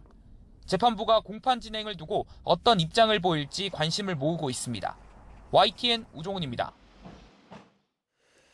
김용전 민주연구원 부원장 재판에서 불거진 위증 사건을 수사하고 있는 검찰이 더불어민주당 인사들이 이번 사건을 주도했다고 보고 신병 확보에 나섰습니다. 서울중앙지방검찰청은 오늘 민주당 이재명 대표 대선 선거대책위원회에서 활동했던 박모 씨와 서모 씨에게 위증교사 혐의를 적용해 구속영장을 청구했습니다. 넉 달여 전 압수수색을 진행한 검찰은 이들이 김 전 부원장의 금품 수수 사실을 숨기기 위해 이모 전 경기도 시장상권진흥원장에게 알리바이를 제공하는 내용의 허위 증언을 부탁했고 이에 따라서 실제 위증이 이루어졌다고 파악했습니다. 최근에 피부 미용에 효과가 있다고 소문나며 판매가 늘고 있는 글루타치온 식품 일부가 함량을 실제보다 부풀려 표기한 것으로 드러났습니다. 또 일반 식품이지만 건강기능식품인 것처럼 광고하는 경우도 있어서 주의가 필요할 것으로 보입니다. 김선희 기자가 보도합니다. 피부 미백과 노화 방지 효과가 있다고 광고하며 부쩍 판매가 많아진 글루타치온 식품. 그런데 글루타치온 식품 일부가 실제보다 글루타치온 함량을 많이 부풀린 것으로 나타났습니다.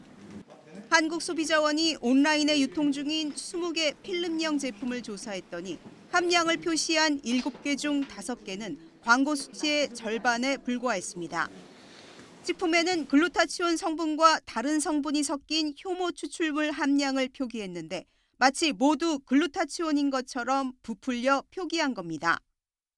효모 추출물 함량을 표시해 놓은 것을 글루타치온 함량으로 오인하지 않도록 주의를 해야 될 것 같습니다. 글루타치온 자체는 항산화 물질 중 하나로 피부 미백 등 의약품 성분으로도 사용됩니다. 반면 글루타치온 식품은 명백히 일반 식품인데 마치 건강기능성 식품인 것처럼 착각하게 만든 광고도 많았습니다. 소비자원이 온라인 쇼핑몰에서 조사한 100개 제품 가운데 59개에서 허위 과장 광고가 확인됐습니다. 피로회복제와 피부 탄력 등의 표현을 사용해 건강기능식품으로 오인할 수 있게 만든 경우가 가장 많았고 피부 미백 등의 문구를 넣어 거짓 과장 광고를 하거나 여드름 케어 등 확인되지 않은 질병 치료 광고도 있었습니다. 일반 식품은 당연히 기능성을 가지고 있지 않은 제품이고요. 그리고 지금 건강기능식품들은 식약처의 어떤 과학적인 근거를 가지고 그 식약처에서 인증을 받아서 그때 건강기능식품 판매가 가능합니다. 소비자원은 글루타치온 자체의 효능과 식품의 기능을 혼동하지 말고 건강기능식품을 살 때 식약처의 인증 마크를 반드시 확인해달라고 당부했습니다. YTN 김선입니다. 네, 아동학대 살해 행위가 미수에 그치더라도 집행유예가 아니라 실형이 선고되도록 하는 아동학대 살해 미수죄 신설 방안이 추진됩니다. 형법상 살인죄는 법정형이 사형, 무기 또는 5년 이상 징역형인데 미수에 그칠 경우 감경사유가 돼 집행유예 선고도 가능했습니다. 국무회의를 통과한 개정안은 국회에 보고되고 심의와 의결을 거쳐 확정될 예정으로 법이 개정되면 아동학대 살해 미수 혐의는 법정형이 징역 7년 이상으로 가중돼 무조건 실형 선고를 받게 됩니다. 네, 개막을 앞둔 올해 CES의 최고 화두는 바로 전 산업을 휩쓸고 있는 인공지능 열풍입니다. 사전 행사에서 이번 CES의 주요 전시 계획을 공개한 주요 기업들은 AI야말로 혁신의 중심이라고 강조했습니다. 라스베가스에서 김태민 기자의 보도입니다. 참가 기업들의 사전 미디어 행사를 시작으로 올해 CES가 하나둘 그 베일을 벗었습니다. 모든 화제와 관심의 중심에는 예상대로 인공지능이 있었습니다. AI is really new, and it's to some people it's scary, but for me, I'm actually more interested in like what kind of prototypes for hardware can people come out with. 기업들도 앞으로 AI를 어떻게 바라보고 활용하느냐가 미래를 좌우한다는 데 이견이 없었습니다.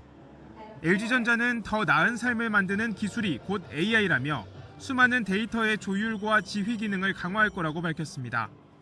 We all know AI stands for artificial intelligence, but at LG, we would like to redefine it as affectionate intelligence. AI와 만나 빠르게 진화하고 있는 로봇도 이번 CES에서 빼놓을 수 없는 분야입니다. 사람과 소통하며 맡은 일을 척척 해내는 상호작용 로봇이 곧 일상을 함께할 날이 멀지 않았음을 느끼게 합니다. 삼성전자가 깜짝 공개한 집사 로봇도 사용자에게 필요한 맞춤형 서비스를 제공하며 모두를 위한 AI가 무엇인지 보여줬습니다. 여기서 한 발 더 나가 모든 제품과 서비스를 하나로 잇는 초연결을 강조했습니다. And today, these investments are coming to life, not just in our most popular products. We are integrating AI into our services and operation. 자동차 제조를 뛰어넘어 소프트웨어 중심 전략을 공개한 현대차와 AI 산업 발전을 뒷받침할 첨단 메모리 반도체를 내세운 SK 하이닉스도 눈길을 끌었습니다. 올해 CES는 전 산업에 걸쳐 빠르게 도입된 인공지능이 앞으로 우리의 미래를 어떻게 바꿔나갈지 미리 엿볼 수 있는 기회가 될 전망입니다. 미국 라스베이거스에서 YTN 김태민입니다. 북한의 잇따른 도발로 우리 군 당국이 더는 적대 행위 금지 구역이 존재하지 않고 또 사격과 훈련을 재개한다고 밝히면서 이 9.19 남북군 합의는 사실상 백지화됐습니다. 북한이 대남 위협을 이어가면서 접경지대에서 우발적 충돌 우려가 커지고 있는데 지상과 해상, 공중 도발 가능성이 제기되고 있습니다. 조수영 기자가 보도합니다. 북한은 지난 2010년부터 2022년까지 우리를 상대로 239차례의 국지 도발을 감행했습니다. 이 가운데 동서해 북방한계선을 침범한 사례 등 해상 도발이 209번으로 가장 많았습니다. 북한은 남북 간 실질적 해상 경계선 역할을 해온 NLL은 유엔군 사령관이 일방적으로 선포한 것이라며 인정하지 않은 채 이를 빌미로 각종 도발을 이어와 해상 도발 가능성이 상존해 왔습니다. 특히 최근 김정은 국무위원장이 해군력 강화를 지시한 점도 우려되는 대목입니다. 해군의 수중 및 수상 전력을 제고하며 국방력 발전 5대 중점 목표 수행에서 미진된 과업을 빠른 기간 안에 집행하는 것을 중심 과업으로 제시하였으며 김 위원장은 또 군사분계선 지역에서 그 어떠한 사소한 우발적 요인에 의해서도 물리적 격돌이 발생하고 확전될 수 있다고 위협했는데 다양한 방식의 지상 도발 가능성이 있습니다. 과거 북한은 민간단체의 대북전단 살포를 핑계로 고사총을 발사하거나 비무장지대 내에서 목함지뢰를 터뜨린 적이 있었습니다. 공중에서는 무인기 도발 가능성이 제기됩니다. 북한의 공군력은 우리 군에 비해 절대적 열세라 그동안 공중 도발은 상대적으로 적었지만 최근 무인기 개발에 집중해온 만큼 이를 활용한 도발에 나설 수 있다는 겁니다. 드론을 통해서 어떤 도발을 한다고 그러면 정말 압도적으로 몇 배를 더 북한에 공세적으로 우리가 드론 작전을 전개해서 군사분계선 이남 5km 이내에서 금지됐던 연대급 야외 기동훈련 등 전방 지역 훈련 재개 방침을 밝힌 군 당국은 북한군의 최전방 감시 초소 GP 복원에 대응해 비무장지대에서의 경계 근무도 강화했습니다. 비무장지대 내에 엄폐를 위한 모래주머니를 쌓아 임시 초소를 구축했는데 이미 GP 복원 방침을 세운 만큼 후속 절차에 나설 것으로 보입니다. YTN 조수연입니다. 외교부는 팔레스타인 무장정파 하마스가 북한제 무기를 사용하고 있다는 정황과 관련해서 북한산 무기의 대외 이전을 매우 심각하게 우려하고 있다고 밝혔습니다. 임수석 외교부 대변인은 정례 브리핑에서 북한과의 모든 무기 거래는 다수의 유엔 안보리 결의에 대한 명백한 위반이자 한반도를 포함한 국제 평화와 안보를 심각하게 위협하는 행위라며 이같이 말했습니다. 가자 지구에서 하마스와 전쟁을 벌이는 이스라엘이 북부 전선에서 헤즈볼라와의 충돌이 거세지고 있습니다. 이스라엘이 두 개의 전쟁을 감당해야 할 가능성이 커질 수 있다는 분석이 나오고 있습니다. 류재복 기자의 보도입니다. 이스라엘군은 북부 지역에서 국경을 맞댄 레바논의 목표물 여러 곳을 타격했다고 밝혔습니다. 이틀 전 헤즈볼라가 북부 메론산에 있는 이스라엘군 기지를 미사일로 공격한 데 대한 반격입니다. 이 과정에서 마즈달 셀룸 지역에 머물던 헤즈볼라 정예 라드완 부대 고위급 지휘관인 위삼 알타윈이 숨졌습니다. 특수작전부대 라드완을 이끄는 위삼 알타윈은 이스라엘과 헤즈볼라 교전에서 사망한 최고위급 인사입니다. אנחנו נחושים להמשיך ולייצר מציאות ביטחונית אחרת בצפון, כזו שתבטיח ביטחון לתושבים. אני רוצה לומר לציבור. 헤즈볼라는 지난 2일 이스라엘 공습으로 하마스 정치국 부국장 알 아루리가 사망한 뒤 방화쇠에 손가락을 얹고 있다며 보복을 다짐했습니다. 여기에 고위급 지휘관마저 희생되면서 이스라엘과 전면전 가능성이 더 커졌습니다. 이스라엘 역시 전쟁이 곧 끝나지 않을 것이라며 물러설 뜻이 없음을 천명했습니다. וגם כדי לשלוח מסר לחיזבאללה. חיזבאללה טעה בנו בגדול ב-2006. הוא טועה בנו בגדול גם עכשיו. 헤즈볼라는 6만 명가량의 병력과 미사일 15만 발을 갖췄다고 추산될 정도로 정규군급 전투력을 보유하고 있습니다. 헤즈볼라와 전면전을 벌이게 되면 이스라엘은 남부와 북부 두 곳에서 동시에 전쟁을 치러야 합니다. 여기에 이란까지 참전하면 모두가 원하지 않는 제5차 중동 전쟁으로 비화할 가능성도 점쳐지고 있습니다. YTN 유재복입니다. 이스라엘과 하마스의 전쟁으로 생존의 위기를 맞고 있는 가자지구 주민들이 필사의 탈출에 나서면서 브로커들도 활개를 치고 있습니다. 영국 가디언즈에 따르면 팔레스타인인들은 가자지구 탈출을 시도하면서 이집트 정보기관과 연계된 곳으로 추정되는 브로커들에게 거액의 수수료를 지불하고 있습니다. 이 과정에서 브로커들은 가자지구 탈출 수수료로 1인당 평균 5천에서 10,000달러, 약 660만 원에서 1,300만 원을 뜯어가고 있는 것으로 전해졌습니다. 타이완에는 부재자 투표가 없어서 선거 때마다 해외 거주자들의 귀국 투표 행렬이 이어지고 있습니다. 이번 타이완 대선도 마찬가지인데 판세가 워낙 박빙이다 보니 중요 번수로 꼽히고 있습니다. 베이징에서 강정규 특파원입니다. 5% 오차 범위 내 초접전 양상인 타이완 총통선거. 재외 국민 투표가 막판 변수로 떠올랐습니다. 다만 부재자 투표 제도가 없는 타이완에서 한 표를 행사하려면 직접 귀국해야 합니다. 해외 거주 타이완인은 전체 유권자의 10% 수준인 200만 명. 이 가운데 절반 이상이 중국 본토에 살고 나머진 주로 미국에 거주 중인 걸로 파악됩니다. 이들이 각각 친미와 친중 표심을 대변한다고 양분할 수는 없습니다. 다만 중국이 타이완 동포들의 귀국 투표를 장려하는 것만은 분명해 보입니다. 중국의 10개 항공사는 타이완행 표값을 최대 90% 할인해주고 기업들은 선거 휴가를 주기도 합니다. 중국 당국은 호흡기 질환 확산을 이유로 타이완에서 입경을 막으려 한다며 발끈하기도 했습니다. 剥夺大陆台胞的投票权，只会让世人更加看清其专制、不民主的真面目。 다만 이번에 투표 등록을 한 제외 국민은 4천여 명. 지난 2020년 대선 때보다 적습니다.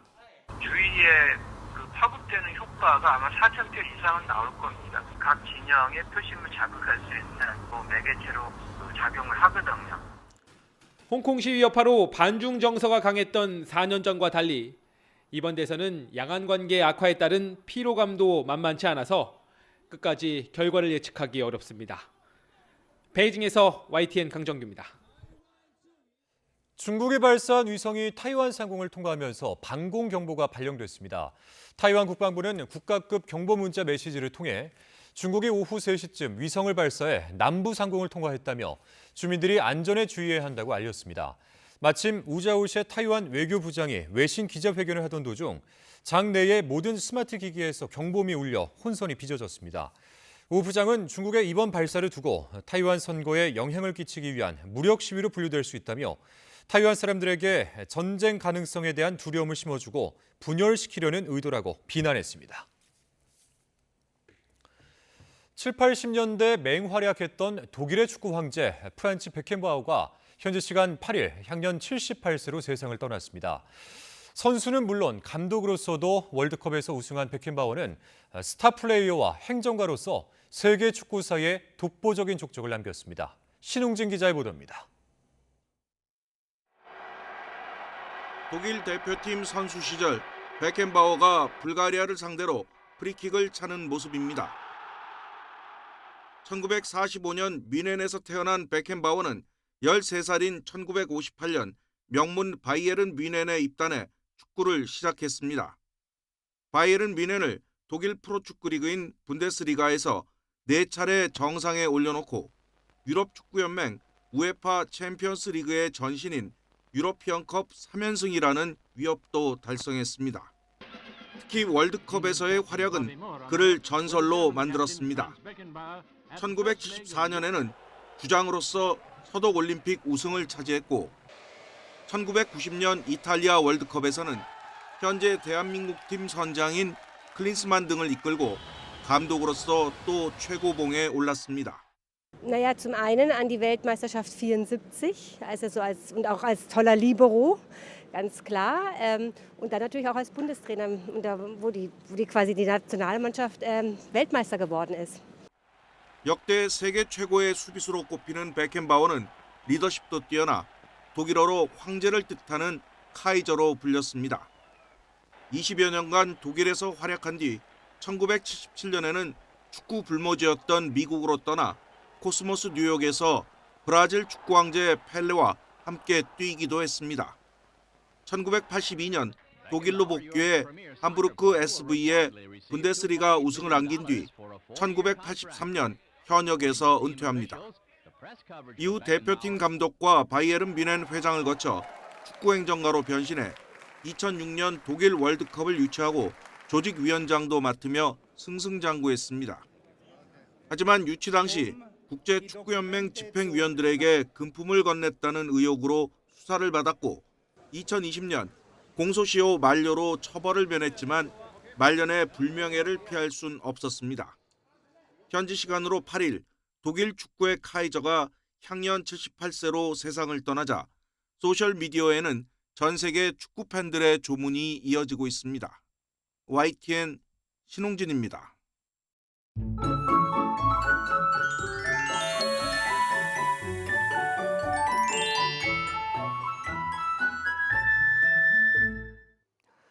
눈비가 내려도 기온이 크게 낮아지지 않습니다.